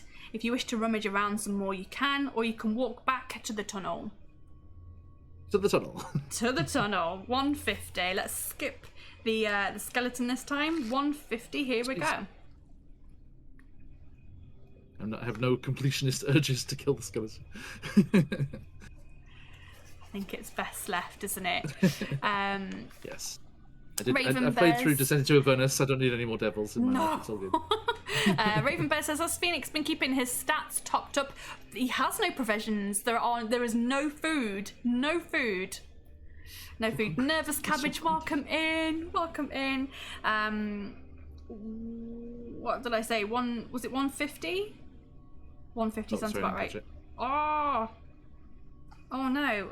Was it 150? Yes, 150. Here we go. The tunnel continues another 30 meters before turning sharply to the left. On rounding the corner, you see that there's a new branch in the right-hand wall. You're surprised to see a small humanoid suddenly pop his head out from the new branch, but when he sees you, he quickly retracts it. You call out and you give chase, but by the time you reach the corner, he is nowhere to be seen. Do you decide to walk quickly down the new branch of the tunnel in the hope of seeing him again, or not? I feel like the exit is you have to get like through the dungeon to the far side of this, so it feels like it's carrying on away from the entrance is a good idea, which is where this right branch goes. So I'm gonna see if head that way and see if I can find them again. 287.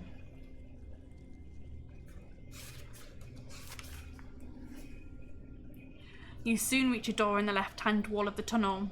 You listen at the door but hear nothing. Do you want to go in or keep on walking? I'll check inside.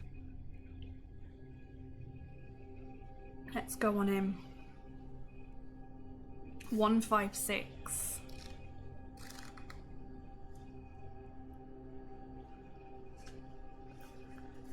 The door opens into a narrow, gloomy corridor, at the end of which you see a stone plinth with a large glass dome resting on top of it. Four black candles are burning on each of the corners of the plinth, illuminating the dome with an eerie glow. As you approach, you see that there's a tiny man trapped inside the dome, jumping up and down, trying to attract your attention. The man is no more than half a meter tall and is wearing a tight-fitting black hose. So he's a little, like, impish creature. You see? Okay. So he's jumping up and down, trying to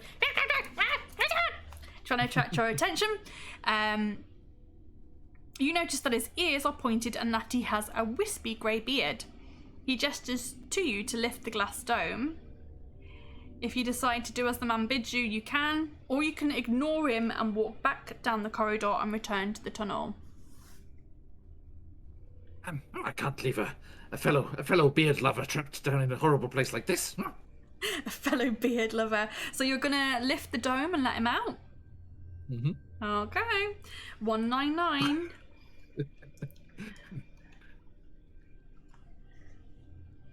As soon as you lift the dome, the candles are extinguished and the corridor is plunged into darkness.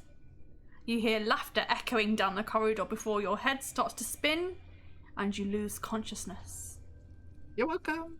You have been tricked by a black imp who has now run off with all the contents of the pouch on your belt. Make the necessary deductions to your adventure sheet and lose 1 point of luck. Now.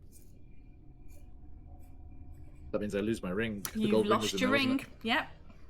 And I've lost the pouch as well, right? No, you still have the pouch. You've just lost the contents. Just the contents. Yeah. Oh, okay. Nervous Cabbage says, "Watch out for that Baron's practical jokes." I know, right? Baron. Oh man, yeah, that pesky Baron, pesky Baron. Someone has found the summon command, and they've summoned Mr. Grumplepuss, the doll-faced Persian, to snuggle with for this stream. So if you do summon, you can summon a cat. I forgot I'd done that. Okay. It's still pretty cool. You can all summon a mystical cat to snuggle with for the entirety of the stream. When you finally come around, the imp is nowhere to be seen.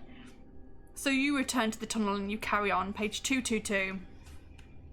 Okie doke. I've got lots of past adventurers in the chat today as well. And I've got people who are going to be adventuring on this adventure as well, so I'm really happy to see you all. 222. Further along the tunnel, you stumble upon a pile of rocks. Something underneath the rocks catches your light and sparkles. Carefully, you remove some of the rocks until you can see that hidden underneath is a broadsword, finely honed and perfectly balanced. Do you wish to use this instead of the sword given to you by Lord Carnas? Or would you rather leave it where it lies and continue your walk? I wouldn't put it past that nasty Lord Carnus to have given me a defective sword, which is why that bone devil got the better of me, and that other beast, he gave me such a kick in. Let's switch this out. You are going to use it instead of your own sword, given to you by Lord Carnus. Page 240. There's a gold sword, right? It's just a normal broadsword. Yeah. But it's perfectly balanced. I'm going to call that a save point there as well, because that's a nice, safe place for you to go to. Page 240. And you've made it to 53 minutes and 20 seconds. You have a skill of 12, I believe, still? Yes. Yeah. Your luck is down to 6, and you have 0 rings at this point. Yes. Serves me right for trying to help someone. Nervous Cabbage says, I'm ready to find love again this adventure. Let's see.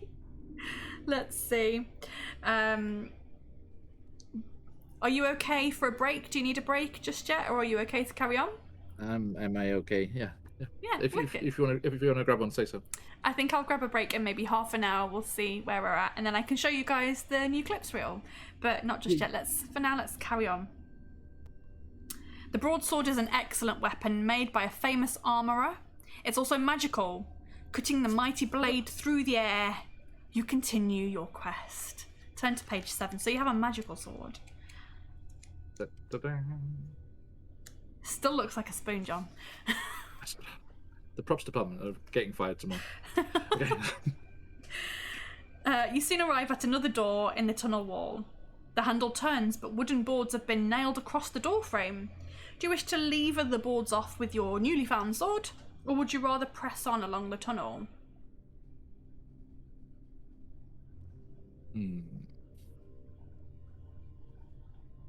Let's test the metal of this master blacksmith.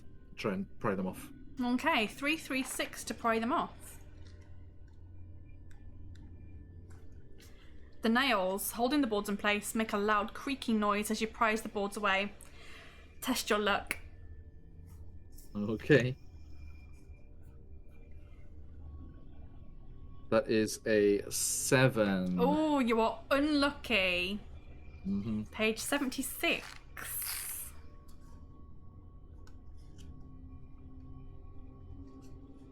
Suddenly you hear footsteps coming quickly down the corridor.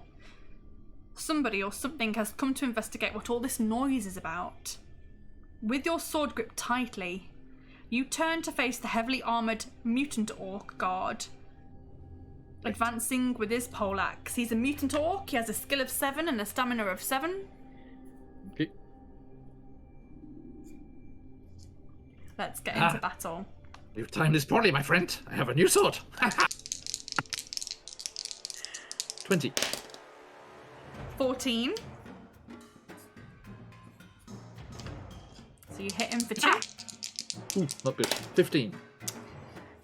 15 here as well, so nothing happens. We just bash into each other. Clang. Trying to duck under the reach of the polearm and getting close. 17. 17 here as well, nothing happens. Woof. Clang, clang, clang. 18. 7, 8, 9, 15 here, so you hit him. He's on 3 stamina. 18. Only a 10 here. He's on his last legs. Out of my way! Out of my way! Ooh, snake eyes. 14. 7, 10, 11. You got him. You got him. If you win, turn to page 341.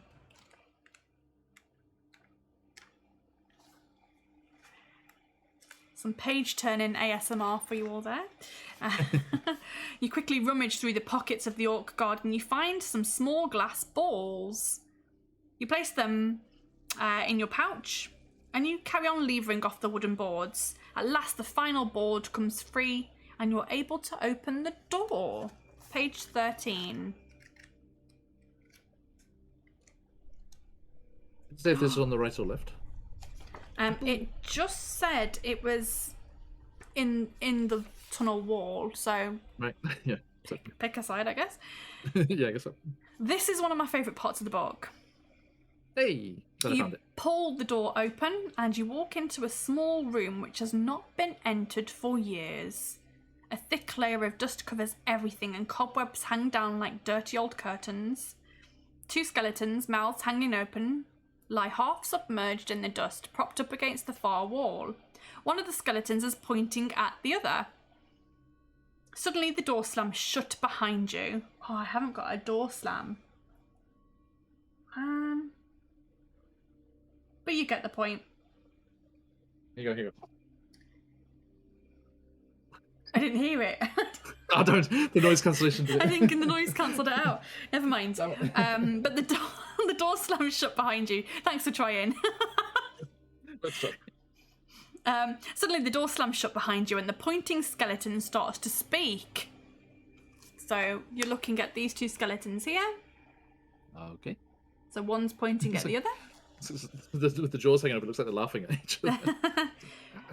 Okay, so there's a riddle here, and you can ask the chat to help you with it if you wish. This is a tricky one. Okay.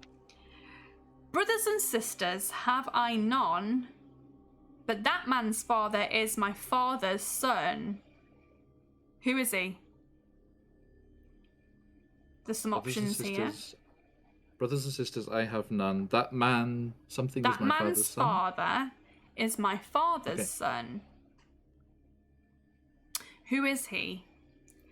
Do you want to try to run for the door? Reply that he is his grandfather.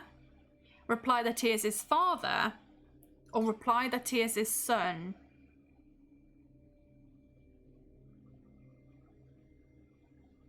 Okay, brothers and sisters, I have none. That man there is my father's. But that man there is my man's father is my father's son.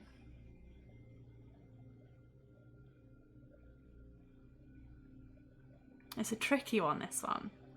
Guys in the chat, what do you think? Oh, it's my own son. Surely. So, do you want to... So, who is he? Do you want to respond that he is his grandfather, he's his father, or he's his son? Son. Son. 371. He's his son? He's my son. Who's it asking who's... So the skeleton pointing at the other guy says, brothers and sisters, I have none, but that man's father is my father's son. Who is he? Yeah. So yeah, he is the pointer's son. Yeah. Okay, 371. See if you are correct.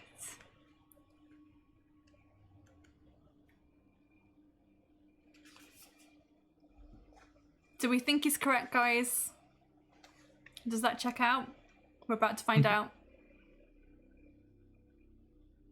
You are a wise challenger, the voice from the skeleton states without emotion. Your reward for passing this part of the test is in the drawer of the table. The skeleton's mouth remains open, but makes no more sound. You look around the dark room and soon find a small table with a drawer.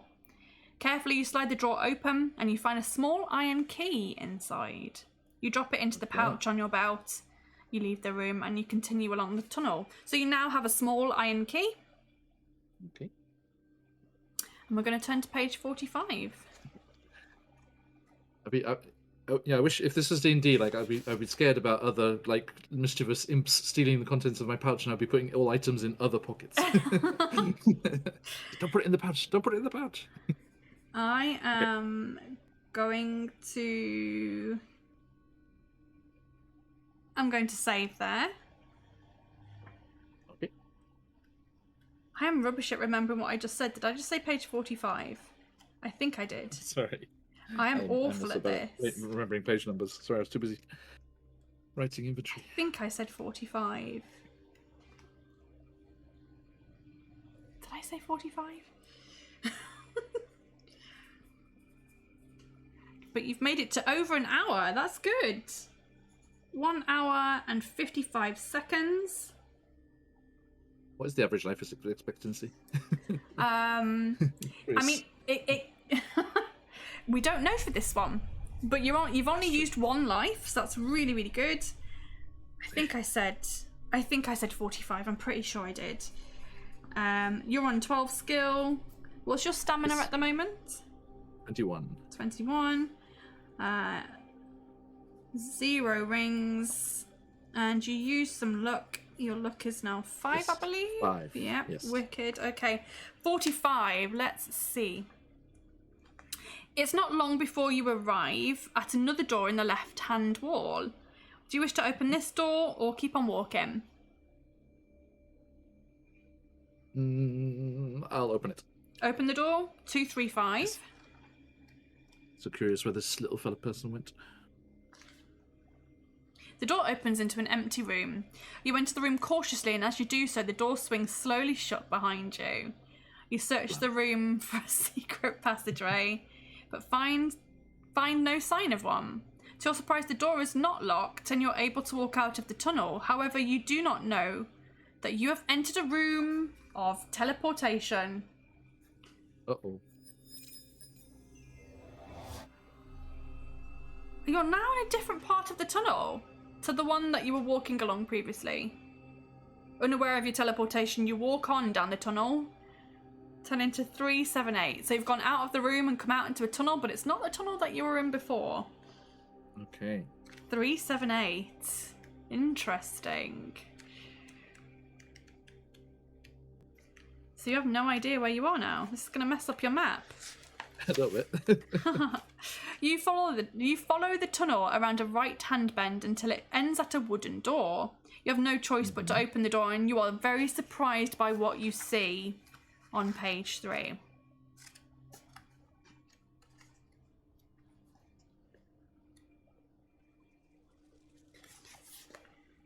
I'm going to put another different... I think we're going to enter...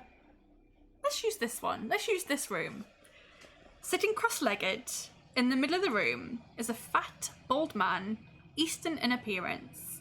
He sits motionless and holds a bamboo pole between his outstretched hands. Half a dozen coloured wooden blocks are hovering in a circle in midair above him. The man's eyes are grey and blank, and he is obviously blind. The room is sparsely furnished with a slatted wooden bed, a cupboard and a large wooden chest, which has pride of place in the centre of the floor. Is this what you're seeing? I wish it would focus. If it would focus, that would be lovely. Yep, got it. There you go. Welcome, contestant number 2. I've been waiting for you. I am Noi, a trial master, and a servant of Baron Sukumvits. My duty is to test you in 3 ways before allowing you to proceed. Are you ready? Would you like to obey the trial master or attack him with your sword? I'll obey. 369. He's done nothing wrong. He's done nothing wrong. 369. Chosen a bad employer, but apart from that. He's just doing his job. The 3 things I am instructed to test you in are strength, intelligence, and fighting ability. Should you fail any of these tests, you will not be allowed to continue in the Trial of Champions. We insist on a worthy winner. The first test will be a tug of war against a caveman. The door behind the trial master opens, and a huge man with long hair, dressed in ragged furs, strides into the room. The trial master taps the floor. This becomes Squid Game. Pretty much. Contestant number 2. The trial master taps the floor in front of him with his pole, and the floor drops away, revealing a dark pit. The tug of war in that was really brutal, though, wasn't it? So that's all I'm imagining now. Then orders the caveman to fetch a thick rope from the cupboard. He gives you the end of the rope and tells you to take the strain of the rope. Pull taut over the pit. He counts to 3 and then shouts, "Heave!" The caveman's strength is incredible, and you grit your teeth and pull as hard as you can. The caveman has a skill of 7. You must resolve the tug of war as if you would in normal combat, but don't reduce your stamina as no wounds were inflicted. Just make a note of who wins each round. So it's just a skill v skill roll. Okay. If you are the first to win 4 attack rounds, then we roll. Go somewhere else. But if the caveman wins, it's basically the first to 4, and it's just based on skill rolls. So skill, so 2 dice and add your skill. We'll see what happens. He has a skill of 7. Plus is 22. 7, 13. So you've won 1. Okay. First round to me. I'm like, you wouldn't do this to an old man, would you? Ah! And then pull before he's ready. He just grunts. He's a caveman. 20. 8, 9, 10, 15. It's the second one to you as well. Oh, you've lost your balance there. Careful. It's a long way down. 22. 11. Oh dear. Teetering on the edge. Send my regards to the bottom. 21. 15. So you won all 4 rounds. Let's see what happens. If you win 4 attack rounds, page 352.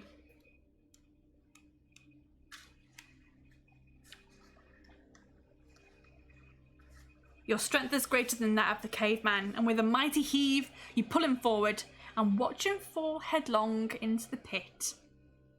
Unconcerned by the loss of his servant, the trial master speaks again. I will now ask you a question. Think carefully before answering. He points at the wooden chest in the middle of the room and says, inside this chest, there are 6 more chests, and each of those contains 3 small chests. How many chests are there altogether? 19. Let us see.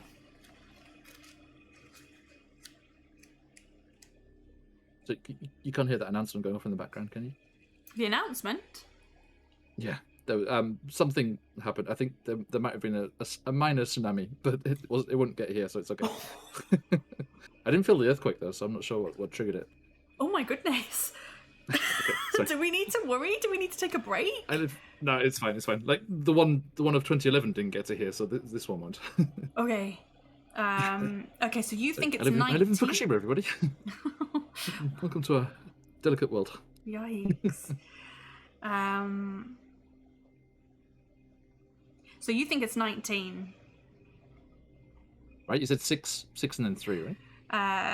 Okay, so there is a chest in the middle of the room. Inside that, there are 6 more chests. Each of those chests contains 3 smaller chests. 19? Yeah, no. You're sure? 19, yeah. Okay. I've turned to page 19 and it doesn't make any sense. So... But what was... Oh, that was supposed to be the page number? Yeah. Case the joint says I get 22. DM Charlie says what was the riddle again? DM Charlie gets 25. But you gave me the answer of 19. So there is one chest one chest in the middle of the room.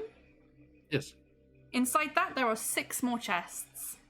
Each of those chests contains 3 smaller chests. Right. How many chests are there altogether? So 6 chests with 3 inside, so that's 18. Oh, sorry, I'm being an idiot. Sorry, yeah, 25, yeah. Yeah? Are you sure? Yeah, it's 25. Yeah, sorry, I was being stupid. The trial master... I did 6 times 3 and then ignored that 6, the original 6. So I was being stupid. I just did the small ones and the main one. Yes. The trial master remains silent for a moment and then says slowly, "You have passed the second test." Now comes the final part. Combat with me. We will fight with bamboo poles, but not to the death, but as a simulation of a sword fight. Any strike to the head or chest will be considered a death blow. For your information, my blindness is no handicap, as my ears will tell me where you are. Now, fetch your pole from the cupboard. I am ready. You take the pole. The trial master stands up and the wooden blocks fall to the ground. Treading silently on bare feet, he moves towards you, his head turning to one side to aid his hearing. Do you wish to lunge at him with your pole and catch him off balance with a quick strike? Or ready yourself for a counter blow? Okay, I will ready myself for a counterblow by tearing a strip off my sleeve and say, I too fight well, blindfolded. Plot twist. Page 204 to prepare for a counterblow. Amazing. The blindfold makes a return. The agile old man strides nimbly towards you with the bamboo pole held to one side. You cannot tell whether he's going to bring the pole down over his head and strike you at your head, or sideswipe you in the ribs. Do you wish to anticipate that he will strike you in the head, or do you wish to defend your ribs? What did you say were considered death blows? Chest and head. Yeah, I think because of my diminutive size, I think it would probably be easier to go for my head, so I'll do that.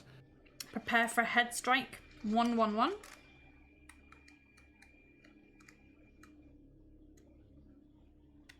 All I do is 111. Oh, that's not what I meant to. The Trial Master suddenly sweeps the pole round in a side arc, and you're forced to change your defensive stance very quickly. Roll 2 dice. 9. Less than your skill. Okay, 51. With a deft maneuver, you change your defense and bring your pole down to protect your ribs. The Trial Master's pole strikes your own with a loud crack. Do you wish to take the initiative and strike back, or defend again? Strike back. Strike back, 239.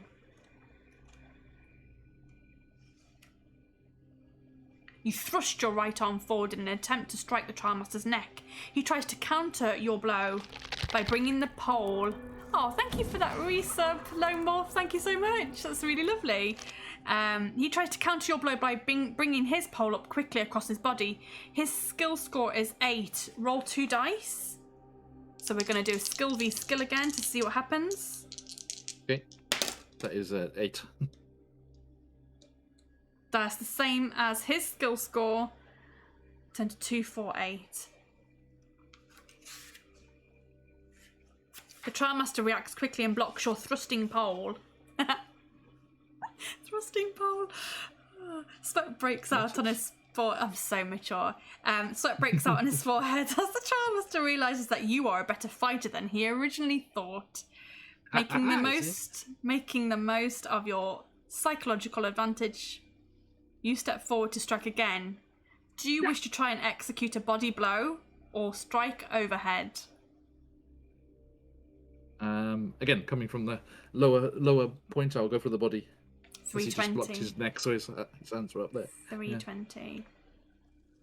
Yeah. The Trial Master anticipates your blow and blocks your pole with a sideways check. The pole cracks together. The poles crack together, and your advantage is lost. With renewed courage, the Trial Master leaps into the air and tries a do or die aerial assault. You thrust your pole upwards in a desperate attempt to strike him as he lands on top of you. Roll 2 dice. 9. Less than your skill score, 140. That high skill is really serving you well. Very much so, yes. The leaping Trial Anyone Master... who rolls very low. I know. If anyone rolls really low for this one, it's just going to be a massacre. The leaping Trial Master tries to deflect your blow with his feet, but you sidestep and strike him in the ribs as he lands. You let out a victory cry, delighted with your triumph against the odds in ritual combat. Turn to 362. 362, you defeated him. The Trial Master stands back, substitute for experience. panting heavily. Once he's caught his breath, he says, "You have passed the 3rd test. You may now continue your walk through the dungeon. Leave this room through the door behind me." The old man offers you no words of advice or encouragement, and so you leave his room. You open the door and pass through the squalid sleeping area of the caveman into another long, gloomy tunnel. You soon come to a stone fountain in the shape of a leaping fish. Do you wish to drink from the fountain or continue walking? We're going to pause it there because that is a save point. Okay. And that is page 362 there. And you've made it to 1 hour, 15 minutes and 4 seconds. Skill of 12. Luck of 5, 0 gold rings. What's your stamina at, please? 21. 21, lovely. Your full marks there. Right, before you decide whether you're going to drink or not, I am going to take a little break. Sound good? Nice. I'm going to give you all the BRB screen. We have got the new Clips reel, so please watch it. It's about 8 minutes long, but that means that I can go to the loo and grab another drink and have time to chill out, and then I can come back all refreshed. So enjoy the Clips reel, and I'll see you guys real soon. If you decide to stay, you may have to face your fears. Wait a minute, let me get my tea. Ready. What's the worst that could happen? This whole campaign is trouble. I want to hear your Scottish accent. It's not Scottish! No, it's not! Let me see if I can get some lovely sound effects for your torture. 4.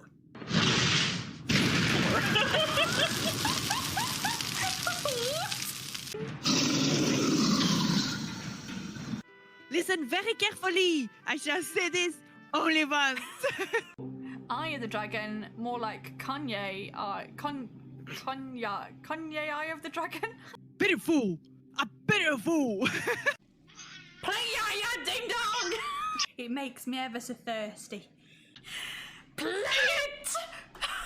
Need to drink, god damn it! Go on, go on, go on, go on, go on. You'll have some leaf paste, won't you, fathers? Go on, go on, go on, go on. I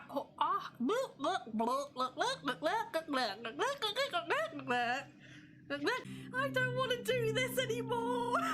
It made me feel like a little baby now. Right, anyway, that's a weird thing to say. No. It made me feel like a little baby. Oh, I knew this was going to happen. I should have had second breakfast. I was going to have second breakfast, but I didn't. You didn't have second breakfast? I didn't have second breakfast. No! I had a very small first breakfast and I'm starving, hungry. So please die soon. It's gonna be the shortest stream ever. Would you like my wear this helmet, see if it's cursed. My curiosity got me killed twice. Let's get killed again. Okay, please die. Are you dead? Your adventure. No! Here. You're joking. Death, death, death, death, death. I love death. How is anyone meant to beat her? Oh, death, death, death, death, death, death, death, death, death, death, death, death. So much death, so much death. Woo-hoo-hoo! Professional killer at this point. Is that enough for you? The next creature I see, I'm just going to lay there and take it. I thought they were family friendly. I guess not. Quick, pull out your duck.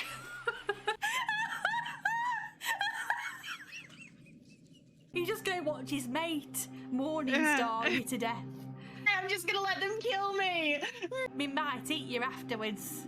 How barbaric an option. Bloody hell. This got dark. Oh, that was ruthless. I feel like I've actually been squished. Yeah, no, my dick's got squished. A beautiful dick collection. It's still phallic. That still makes me happy. Starting to feel a little bit deja vu-ish. That's my impression of a chair absorbing someone's skull. Second death! Second death! Second death! Second death! Oh, that was horrible. That was horrifying. Who else thought that was going to be insta-death? I definitely did. I think things get a lot more tense after this point, so I'm very excited for that. There we go. I don't think I can roll that high. I don't think you can. Well, my carved wooden duck will come in handy, I know it. You take a step back to defend yourself, but you stumble on a large bone. Oh no. Is he single? Is he single?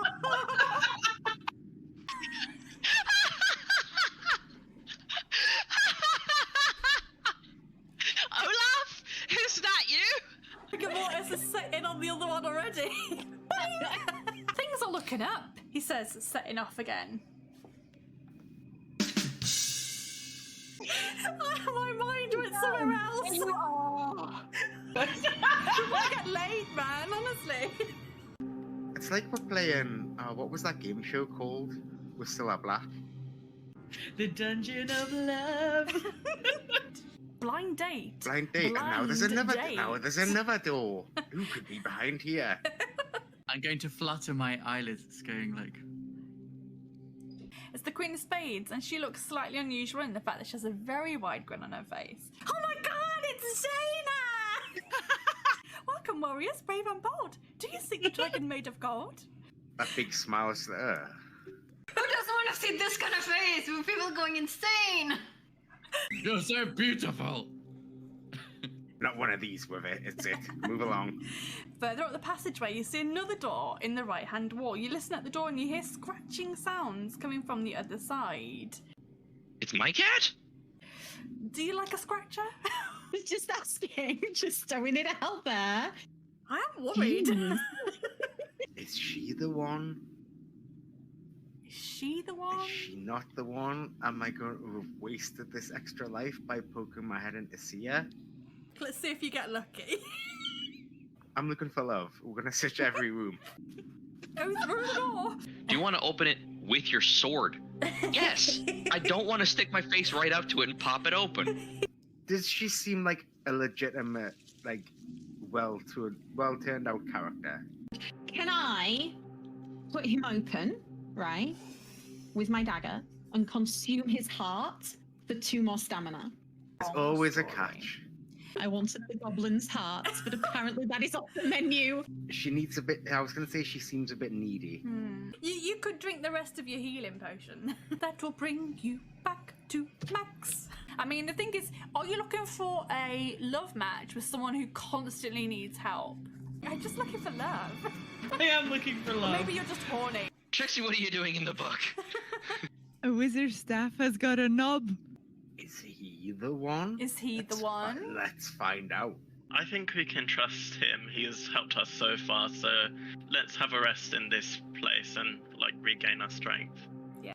Let's stay. Let's stay. Mm. Wow. You've chosen wisely. I believe we're going to talk to him. Talk to him. In the safety of the den. You relax. You slip into something more comfortable. No, it does not say that. You're lying. I'm so grateful that you've decided to stay, my friend. I'm Sounds like the one. very lonely and very So much am I. in need So am I. of some conversation. So am I. I feel like I need some like sexy music, jazzy sax. Oh, sorry, love. Sorry, are you trying to attract my attention? This is the romance that you never thought would happen in the most unlikely of places. Scylla would be buying a new hat by now. Diddly-doo, I win, Vicky wins, diddly-doo, diddly-doo. Congratulations.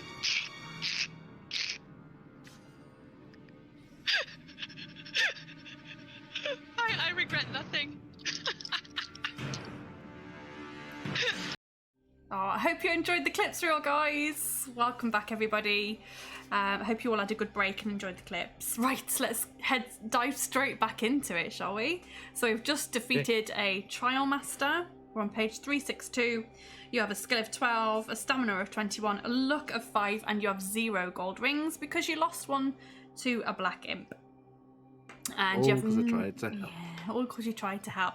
And you have no provisions because you started off as a slave, and I believe that you big only feast at the place. Yeah. The guy's place before I came in here. I believe that you only have some elven boots and a sword, a magical sword. I have the boots of elven speed, the magical broadsword, a small glass balls, and a small iron key. Yeah. Oh, interesting. Okay, let's see what happens then. So you just defeated a Trial Master, and we'd come to a stone fountain in the shape of a leaping fish. Would you like to drink from that fountain or continue walking? I will. Yes, be feeling the dryness of this underground environment, and have a quick sip. Okay, 95. The cool water of the fountain is refreshing, but has a terrible side effect. Oh. You may add 1 stamina point, but you must deduct 2 skill points, as the water rapidly accelerates your aging process. I'm already old. You've aged 30 years in less than a minute.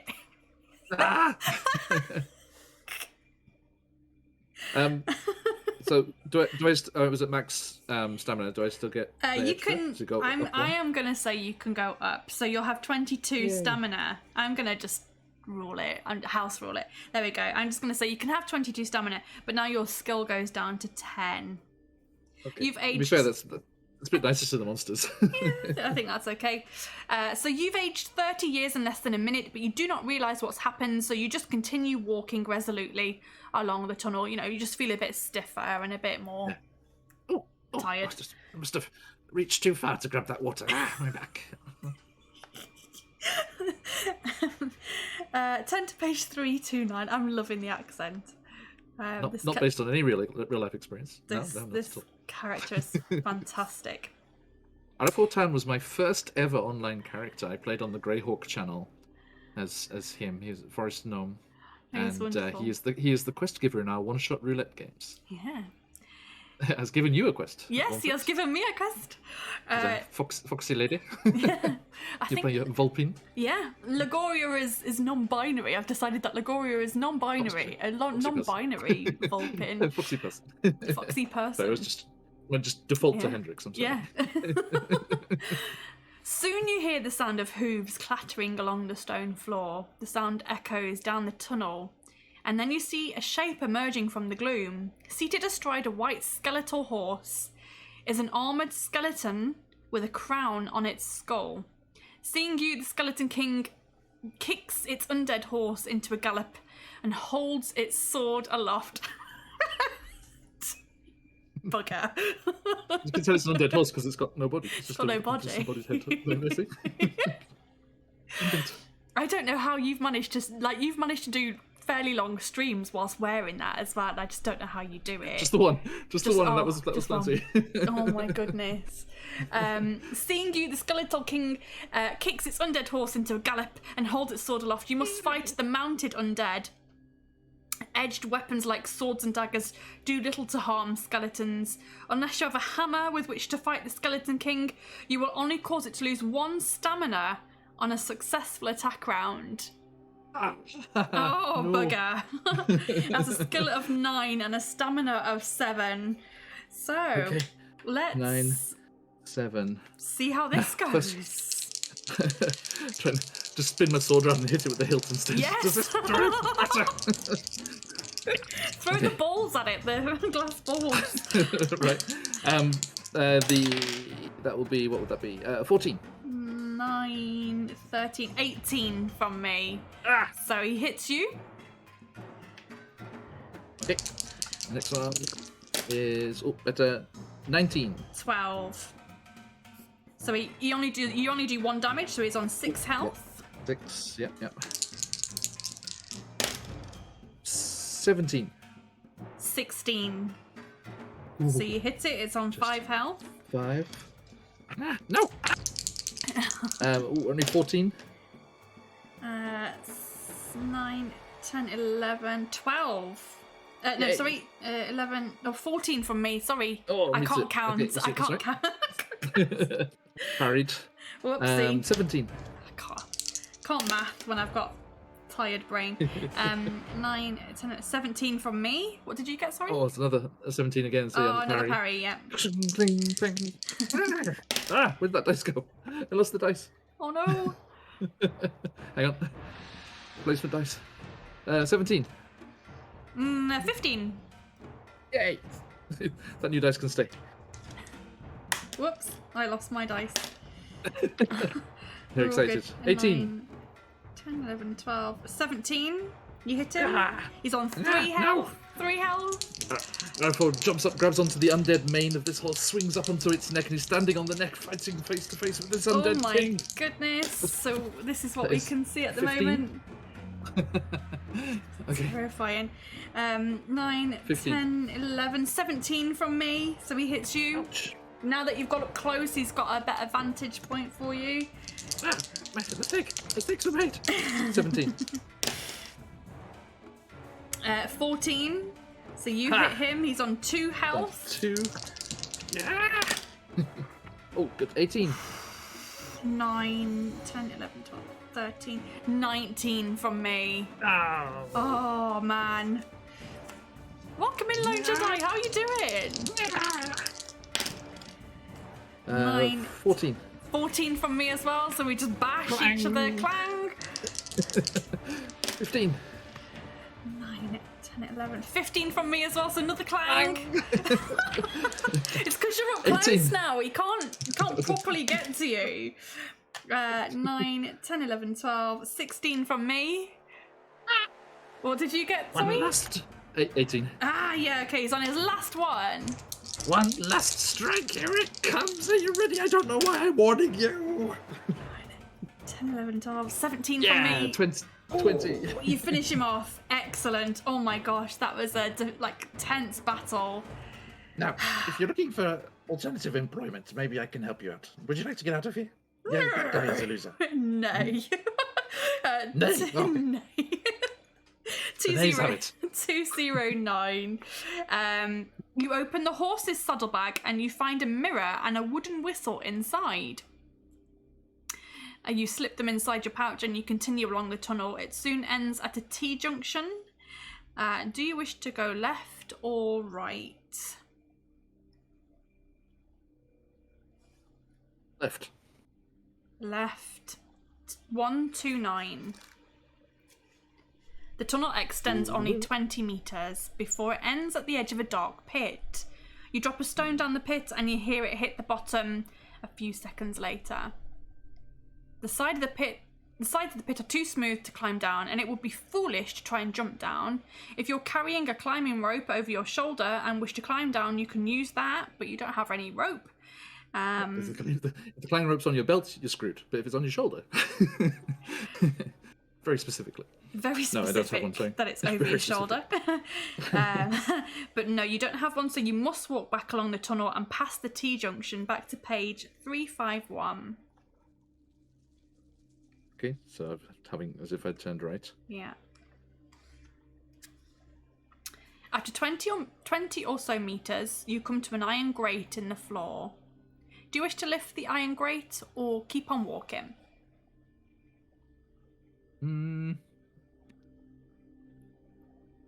I will say, that looks like it was meant to flush away nasty things.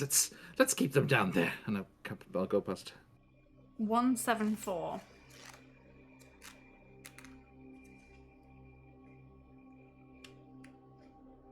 The tunnel turns sharply to the left, and then it doubles back on itself.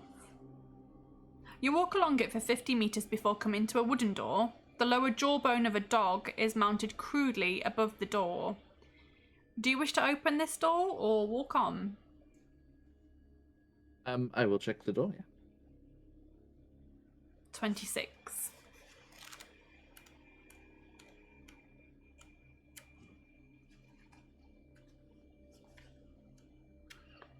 As soon as you touch the door handle, you hear loud barking and growling. Vicky has not prepared for this. She does not have a sound effect for that at hand.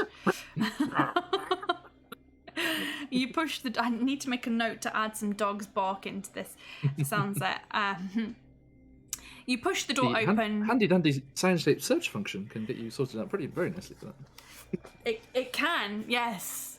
I probably could do it, but there's so much going on. Yeah, I had unsuspected lions in Jacinta yesterday. I was like, okay, lions. There you go. Okay, click. That new search function is brilliant, though, isn't it? Yeah, it's really. I mean, I could bring up some barking dogs if I really wanted to. The way you can do it, like moods or sound sets or sound effects or music. I tend to just filter for sound effects, which is great. So you push the door open. Play it straight out the search menu as well. I know, it's fantastic. You don't have to import it. You push your door open and you see a vicious-looking, two-headed black dog straining at a leash, fastened to a hook in the far wall of a small room. Let's just see what happens. If its eyes are red and saliva drips continuously from its fanged mouth. The room is in a terrible mess with everything broken or chewed up by the dog. However, on a shelf mounted on the wall behind the dog, there is a metal box. Will you attack the dog, blow the wooden whistle, if you have one, which you do, or close the door and walk on up the corridor? I don't think I have the wooden whistle. Didn't you pick one up from the horse's saddlebag? Was that a wooden whistle in there? We had a mirror. Sorry. That was a mirror and a wooden whistle, I think, wasn't it? I'm sorry. I just got the mirror. Sorry. Okay, cool. Then yes.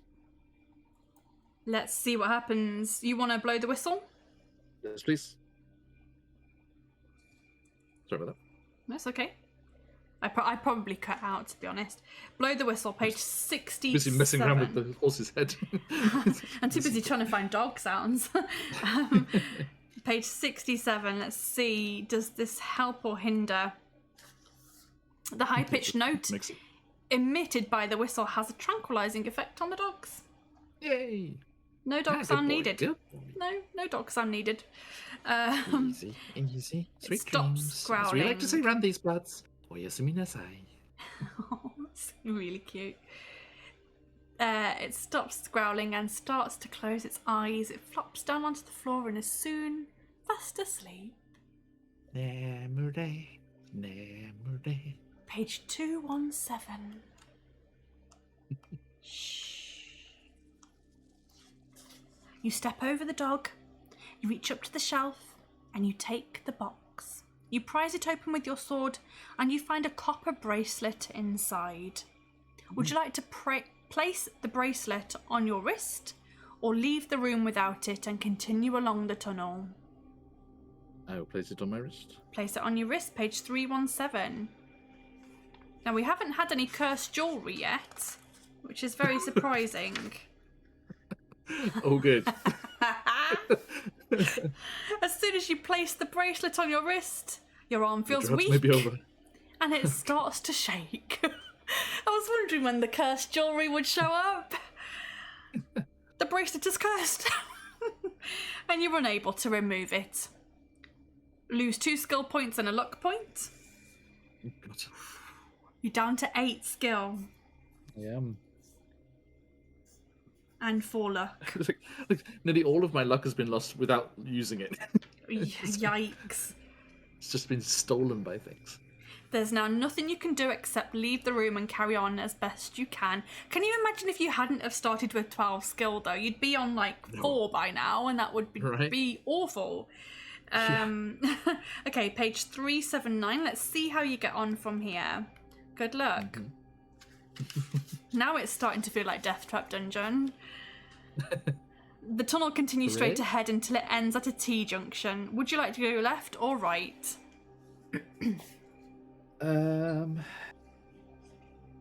Left. You want to go left?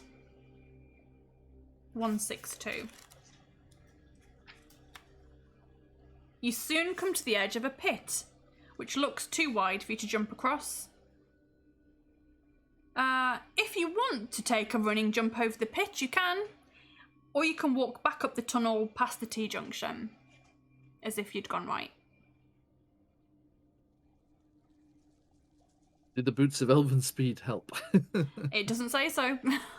I know, right? They're not elven boots of leaping, unfortunately. Yeah, unfortunately. I do not trust my diminutive forest gnome rapidly aged legs. So, 30 years older than they used to be. So I will. That's I will hilarious. go back. You're gonna leave this dungeon 30 years older than you went in. So you're gonna go. Why bullshit is this? Yeah, go back to the other way. 251. Yeah, this dungeon has not really been kind to you. Are any of them? No. There is an archway in the left-hand wall through which you see a brass bell mounted on the wall at the end of a narrow corridor. Do you wish to ring the brass bell or continue straight on? Do you want to give it a little ding-a-ling-ling? What do you fancy? Do you fancy ringing the bell or carrying on? I think it's gonna like summon something evil or something nasty, so I'm ignoring it. 333, no bells. No bells for you. No bells for you. I wouldn't trust a bell either. But who rings a bell in a dungeon? Right. The tunnel ends at another T-junction. Looking left, you see that your way is blocked by a pile of rocks. To your right, you see a wooden door some 20 metres down the tunnel. Do you wish to investigate the rock pile or walk towards the door? Well, the way my map's gone, it's completely looped in on itself. Yeah. It's not. It's a crazy map. Going back. It is a crazy map. I think I'm not doing each piece. The bits where I'm walking further down the tunnel. I don't think I'm doing them long enough. I will. I don't think I'm strong enough to shift the fallen boulders and things, so I will look to the right. Walk towards the door, 375.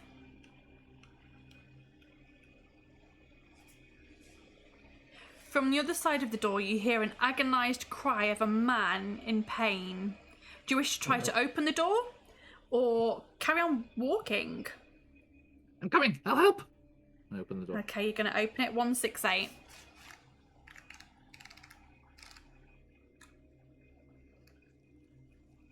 Ooh, the door opens into a large room with a massive stone face carved into the back wall.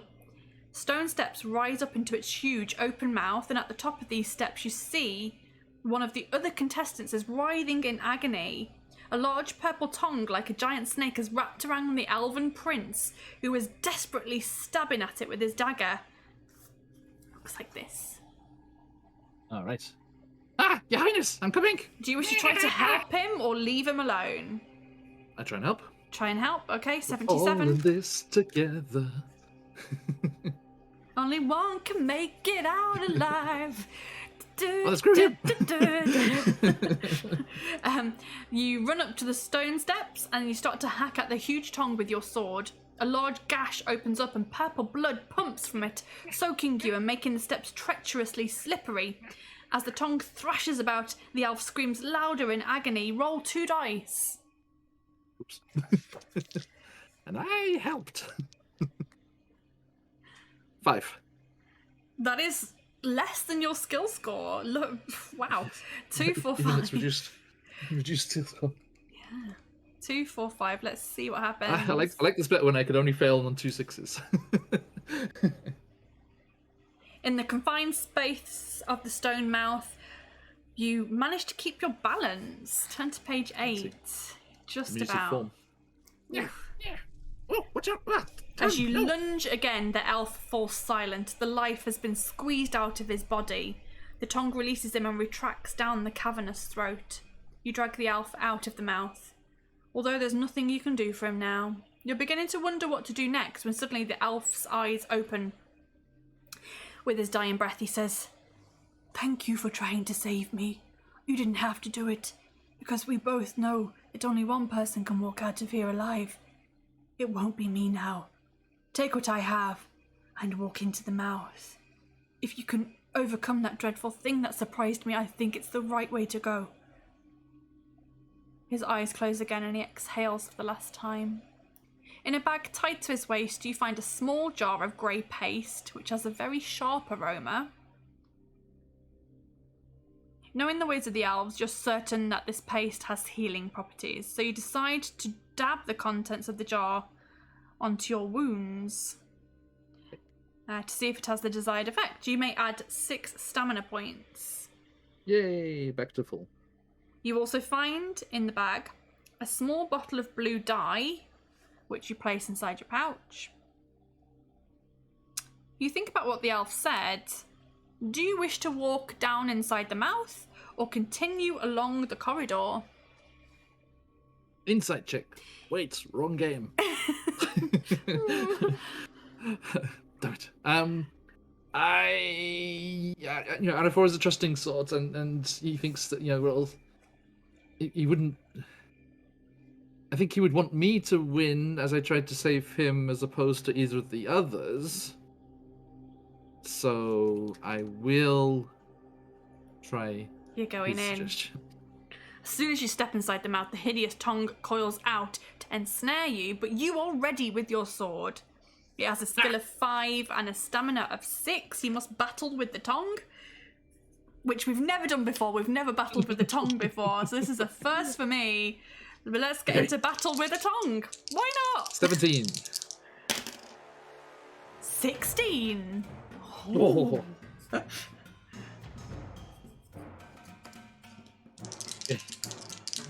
No! Get away!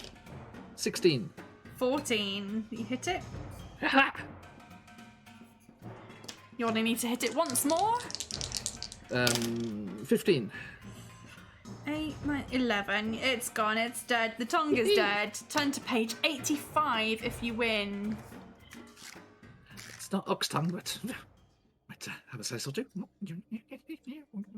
You climb over the bleeding tongue and see that steps descend a long way down. Okay.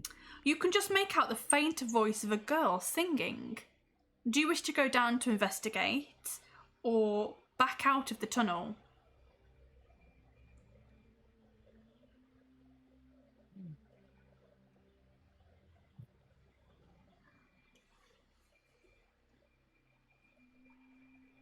Would you like to go down or leave?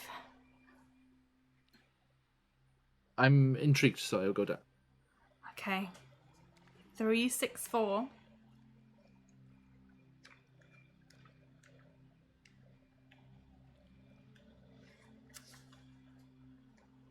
At the bottom of the steps, there is a large cave which is partly submerged in gently bubbling water. Steam rises into the cold air and you see a tunnel exit in the far wall. Sitting on a rock in the middle of the underground lake is a beautiful woman singing a magical song. She's a siren, one of a human-like race of evil seductresses. Her song is to lure you in so that she can slay you with a long knife as a sacrifice to her gods. Roll 1 die. There, I was told there's a 30-day free trial. 4. Turn to page 203. She is the super siren. You cover your ears and you scream at the top of your voice to shut out the siren's song. You run through the cave and into the tunnels beyond. Page 21. And let's save it there.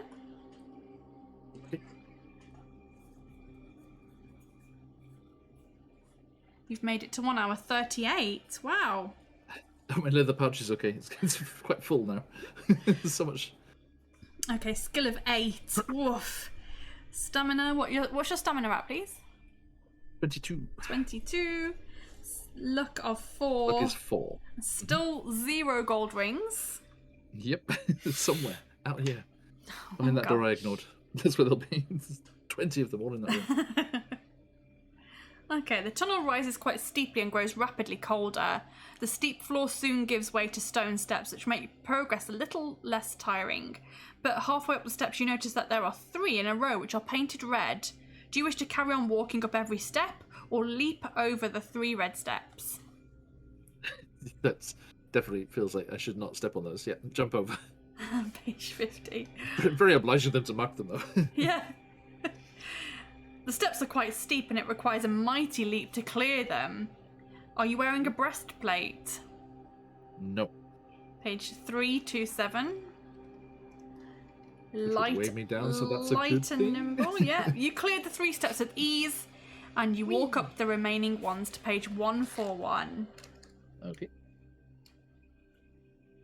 You walk through a stone arch in a level tunnel. After walking some 30 meters, you come across a row of clay urns, each the same size and pattern, lined against the right-hand wall. Do you wish to look inside the urns or walk on? I will look inside because I'm looking for more rings. Okay, 208. I have I'll no ignore idea my- what's inside these. Ignore my gamer experience and just smash them to get the interior of the contents. I would love to smash them, as in every game. The first urn is... Get those anger management rooms where you can just go in and just smash things with a You know baseball what? bat. I would love to go to a rec room, and I also even thought about maybe even opening one. But can you imagine the amount of stuff you would need in there? Alright. The first urn is empty, as is the second one. But the third urn contains a purple cloak. Would you like to put it on? Look in the fourth and fifth urns, or leave the urns and walk on? Let's see. Is Arafor a little chilly? Does he need a cloak, perhaps? Wrapped around his aged shoulders. Oh, bless him. I think he's like, oh, come. There's not likely to be more than one cursed item. Put it on, page 53, okay. Let's see. Purple always was my colour. The cloak is made of a special material which has fire-resistant properties. Add a luck point. So you're back up to 5 luck. If you now wish to look in the fourth and fifth urns, you can, or you can walk on. Oh, look. Have a look. Page 147. Fire-resistant cloak. That's pretty good, isn't it? Yeah, right. The fourth urn is empty, and the fifth urn is half filled with dried flowers and grass. Do you wish to empty the urn out on the floor, or just leave it and carry on walking? It's just like the glades back home in the forest. Let's give it a try. Take them out. Take them out. Okay. I don't think I've ever come across this, so this is going to be new to me. Strange flower monster attack me. Maybe that'd be new. 2 for 1. After emptying the urn, you begin to sift through the flowers and grasses. Test your luck. So you've just got some luck, and now you've got to test it again. So you're going to lose it again. Okay, let's see. Are you going to be lucky? Nope. 9. No, you are unlucky. Page 33. Right, it's 2 dice, isn't it? Yeah. It is 2 dice. Yeah. Unlucky, page 33. I bet there was a ring or something, and you're going to miss it now. Just too focused on the flowers. It's like, oh, this is a nice one.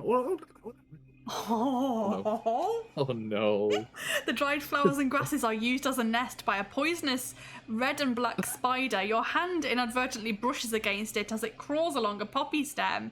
The spider bites you on the hand, and the effect of the poison is swift. Lose 4 stamina points. Oof. That was a massive hit. At least I was at max. You manage to survive the bite, and you walk along the tunnel to page 69. I know a bird that would like to eat you. 20 meters further along, you come to another door. The door is painted black and has a large brass ring as a handle. Do you wish to open the door or keep walking? I will open the door. Open the door. 182.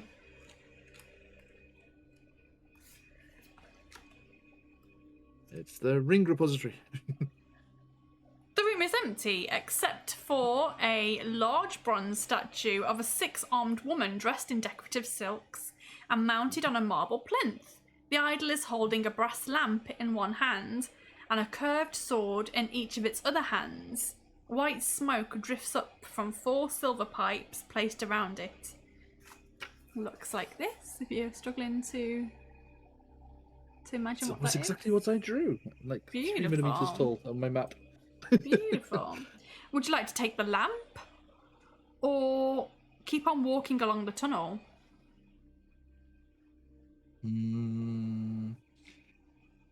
She looks like one that might get a bit vengeful if we steal from her, and these gnomish eyes of mine have dark vision aplenty, so I think we'll be okay. Let's keep on walking. It could be a genie. 109. Sod those guys. Don't want a genie.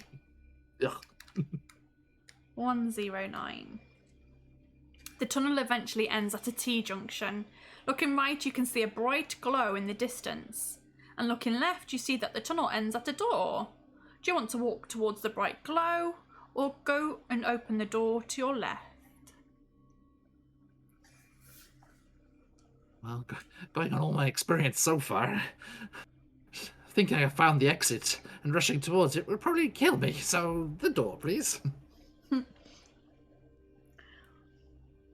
386.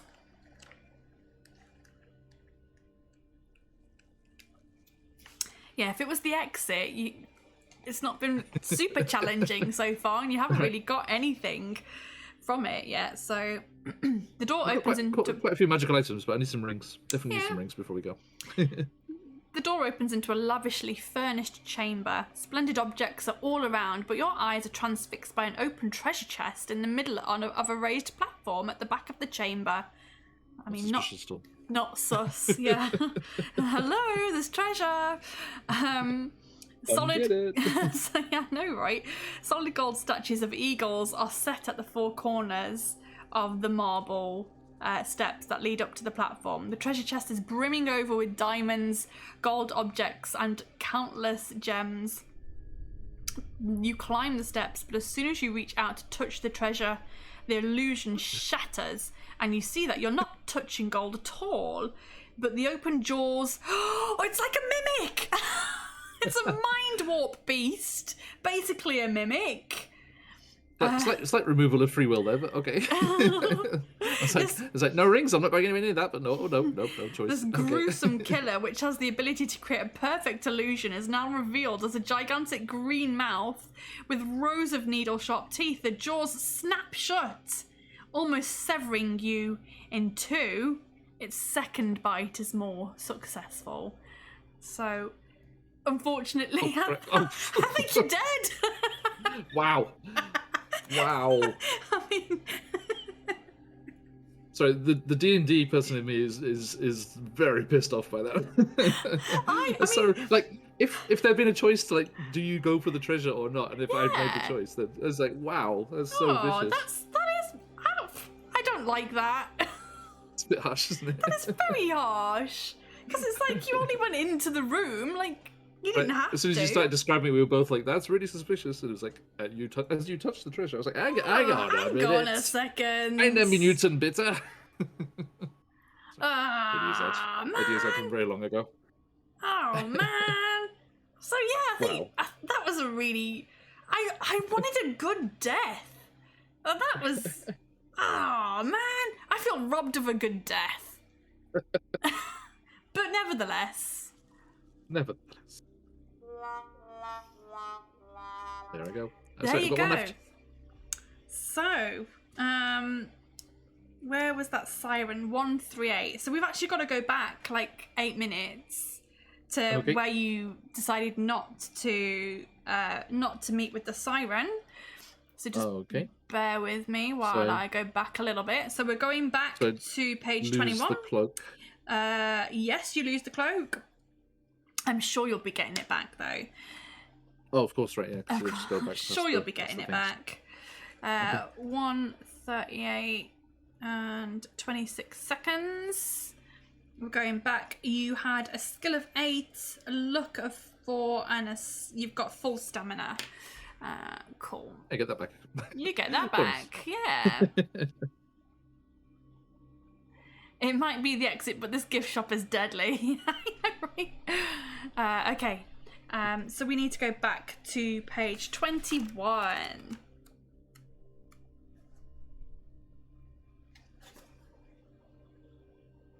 Yeah, that's before I'll That's before the ends, isn't it? Just before the ends. I go up the steps, search the urns, ignore the... So you're going to leap over the red steps, page 50. Mm-hmm. You're not wearing a breastplate, so 327.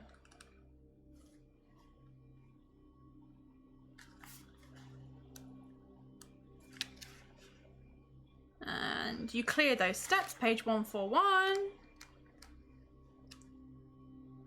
You walk through a stone archway into a level tunnel. After walking some 30 meters, you come across a row of clay urns, each the same size and pattern, lined against the right-hand wall. Would you like to look inside them or walk on? I will look inside until I get the cloak, and I will ignore the one with the... And then I won't look at the other ones. Fabulous. It sounds like a good idea. Some whispers from my previous life. You're like, hang on, I'm getting deja vu here. You're going to put on the cloak, page 53. Wonderful. Absentmindedly rubs his hand where the spider bit it. No. Didn't give me any superpowers or anything. No, I know. Okay, so the cloak is made of a special material which has fire-resistant properties, and you can also add 1 luck. So again, you go back up to 5 luck, which is great. Oh yeah. And we're not going to look in the 4th and 5th urns, no? Nope. We're going to carry on walking, page 69. Yeah, I don't fancy my chance with the luck. No. 20 metres further along, you come to another door. The door is painted black and has a large brass handle. Would you like to open the door or keep on walking? So I was just laughing to myself. They're still doing like the public service announcements over a tannoy. Oh wow! Blasting through the town at 1:45 in the morning, when the tsunami was 30 centimeters tall. Oh, that's crazy. It's like, I don't think that's necessary. That's crazy. Okay. Anyway, that's Would you like it. to I want to ignore that, that? the statue room. Okay, Yes. yep. 109. The tunnel eventually ends at another T-junction. Looking right, you can see a bright glow in the distance. Looking left, you see that the tunnel ends at a door. Do you wish to walk towards the bright glow or open the door to your left? I go towards the glow. Go towards the glow. 143. Let's see what happens here. Anyway, it's such a short attention span that they should go left again. Well, here we go. The tunnel ends at an archway which is mounted with dragon heads made of iron. Flames shoot out of their mouths continuously, making a wall of fire across the archway. Do you wish to try and run quickly through the archway, or walk back down the tunnel to open the door past the T-junction?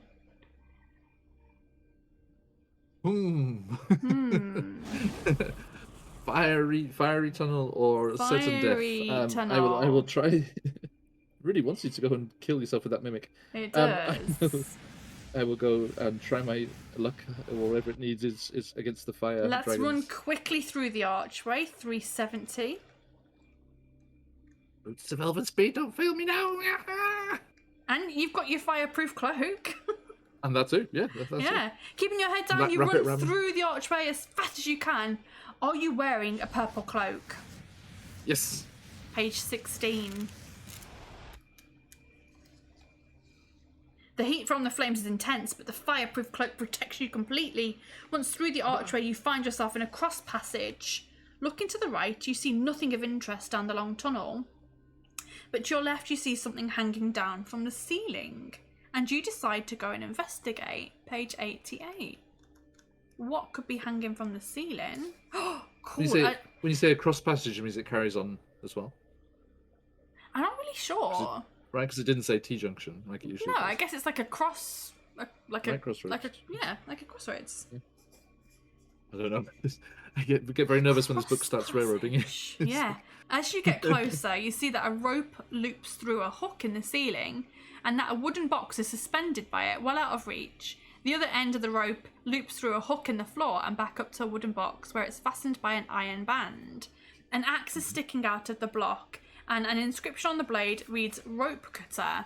So this is what we're looking at. Okay.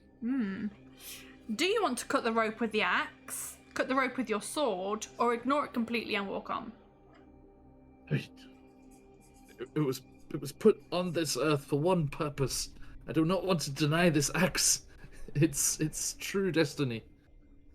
Cut the rope with the axe. Cut it with the axe. Okay, the Yes. rope cutter axe.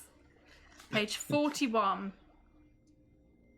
As soon as you pull the axe from the wooden block, it takes on a will of its own, and you're unable to let go. At first, the axe makes great sweeping cuts through the air, the blade flashing dangerously close to your legs.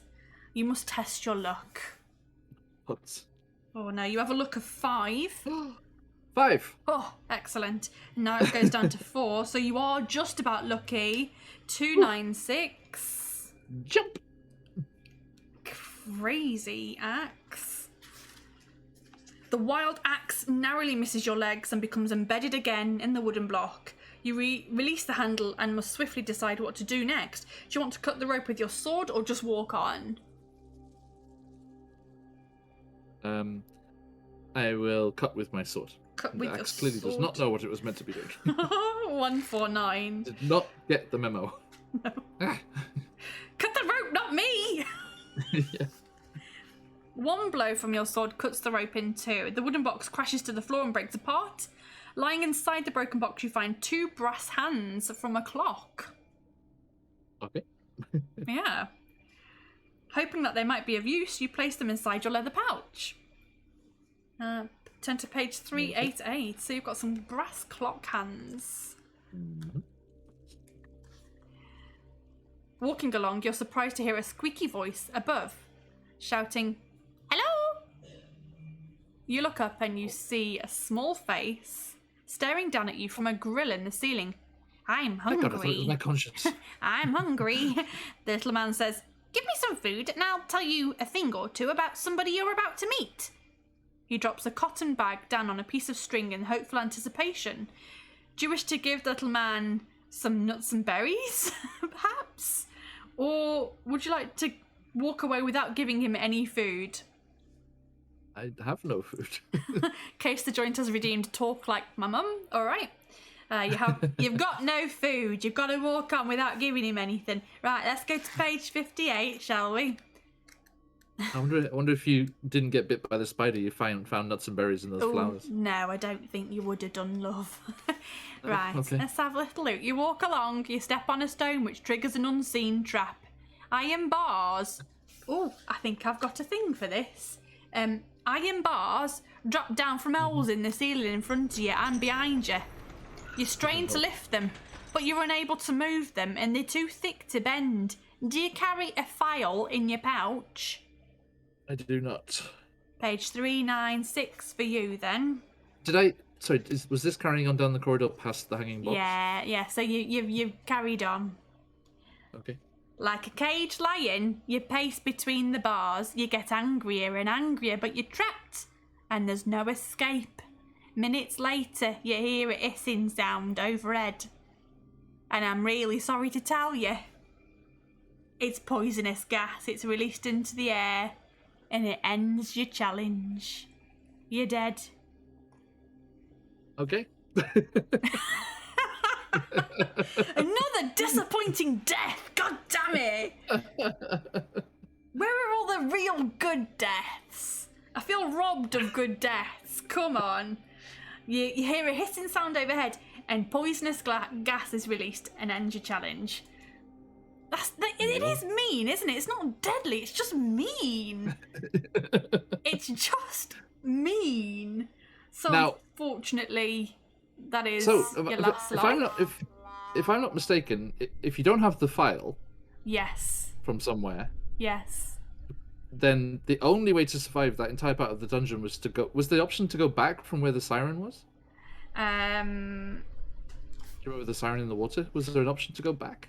I don't think there was. It was before you went into the mouth. You could go into the mouth or you could go back to the corridor. Right. So yeah, if you went into that mouth, then you're gonna die. Because the treasure chest mimic thing, there was no choice, and then going left down that box room, there was no choice either. I think there was one where you could have. There was some rocks or a door, and you went for the door. That was that way a while back. Yeah. There wasn't on this part. Okay. Well then. Well, there we go. That is a very mean dungeon. It's not. Yeah, It's the not, rocks. not The super rocks sort of deadly, blocking but... the way.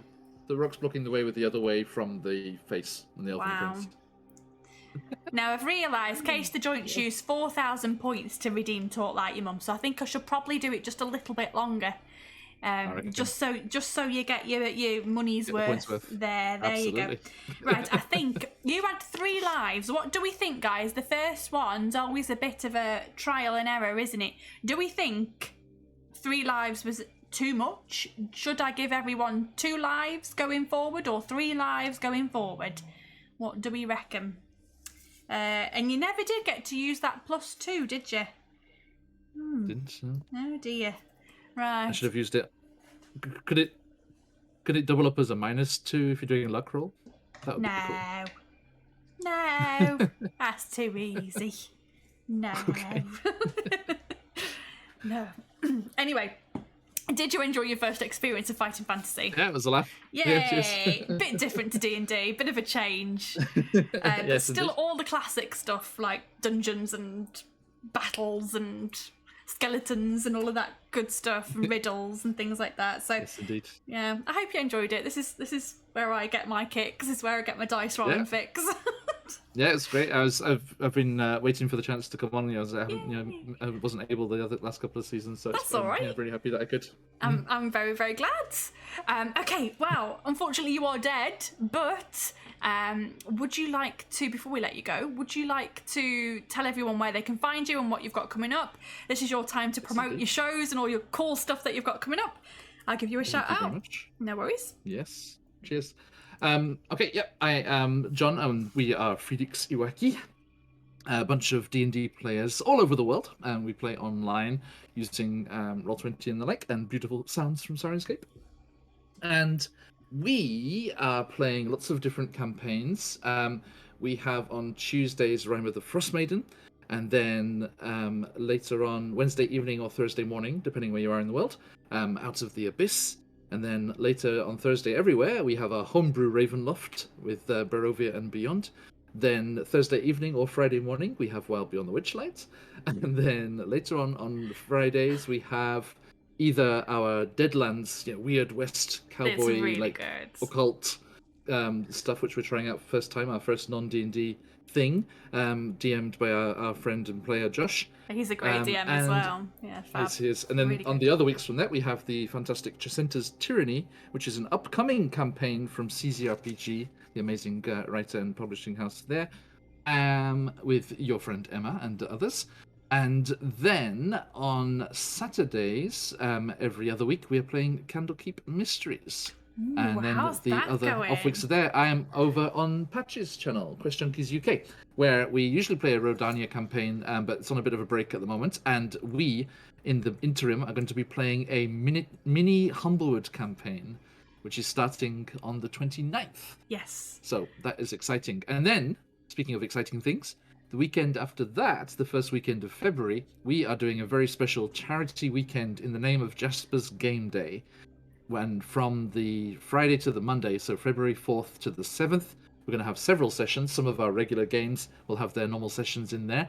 But we have two very special one-shot roulette games. One-shot roulette is a style I think only we do. I haven't seen anyone else doing it, where everything is completely randomly generated. The D&D characters are randomly generated on D&D Beyond, and then given to the players a little bit in advance because they're always crazy and difficult to see what's going on. Then everything else, the location, so one of the in-law settings, somewhere in Faerun in the Forgotten Realms or somewhere else in the Plains, and the major plot points for the one-shot are generated randomly at the start of the session. It's As really we start. impressive. Really, really impressive. You have experienced this. You've played one in one of these It's games. fantastic. It's just all complete. It's like just the most wonderful creative exercise here. It's all in the spur of the moment. We don't know what's going to happen. We don't know where we're going.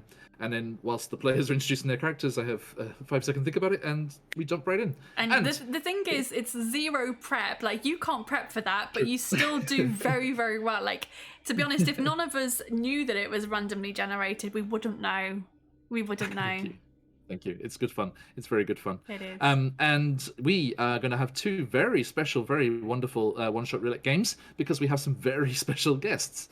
On the Friday evening or Saturday morning, depending where you are in the world, we will be joined by the face of Cobalt Press, Little Red Dot, does their Twitch and YouTube videos. The wonderful Jeremy Cobb from Three Black Halflings, the podcast.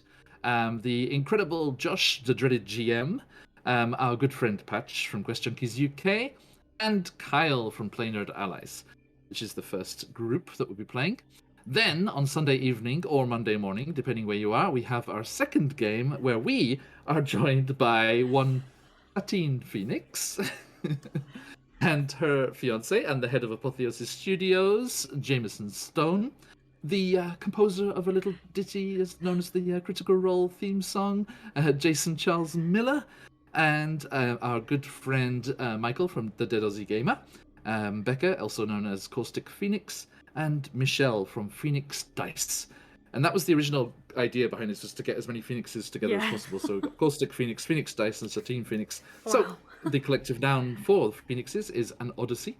So we are calling this event the Odyssey. Oh, that's so join cool. us for that. It's going to be amazing.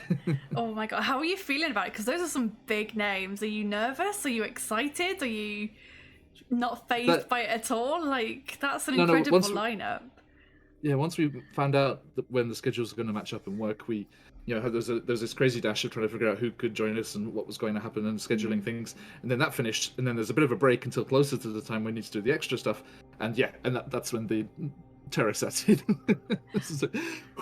You're gonna do great. You're gonna do great. It's gonna be fantastic. Oh. I cannot wait. I'll give you one more shout out. So please, if that sounds super exciting, which it is, you won't want to miss it. Please go and follow Phoenix there on their channel. They do a lot. you do a lot on your channel. It's very, very impressive.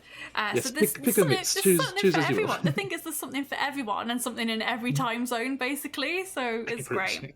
Yeah, there's always something on. Cool. Okay. Well, I think it's time to let you go. Thank you so much, because it's really, really late for you as well. So you probably need to. I was going to say you need to sleep, but you don't sleep. So. No. Cool. Waste of time. Yeah, cool. Well, things to do. Thank you so much for coming on. I'm hoping that you'll come back next season if you're able to. If the scheduling gods allow, then absolutely. Oh, fantastic. Well, I'll let you go for now. You can hang around in the Discord if you want to have a chat, but it's very, very late, so I will not blame you if you want to go and get some sleep. And we'll switch back to this one. But bye for now, John. Bye. Bye, everyone. Thank you. There we go. Oh my gosh, how good was that? Very, very good first episode there. I very much enjoyed it. It's nice to be back. It's really, really nice to be back. I've realised that I need to put some extra sounds in my sound set, which is, this first one's always about like testing the waters, like what sounds do I need? How many lives do they get? But yeah, I think I'm going to keep it at the 3 lives, because they could die really, really early on, couldn't they?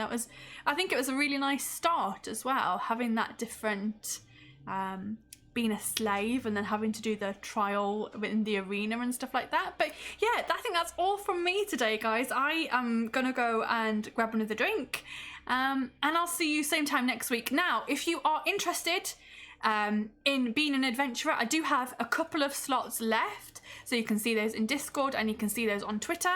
There are some people who have said that they want to be on this season and haven't got back to me yet, so this is your push.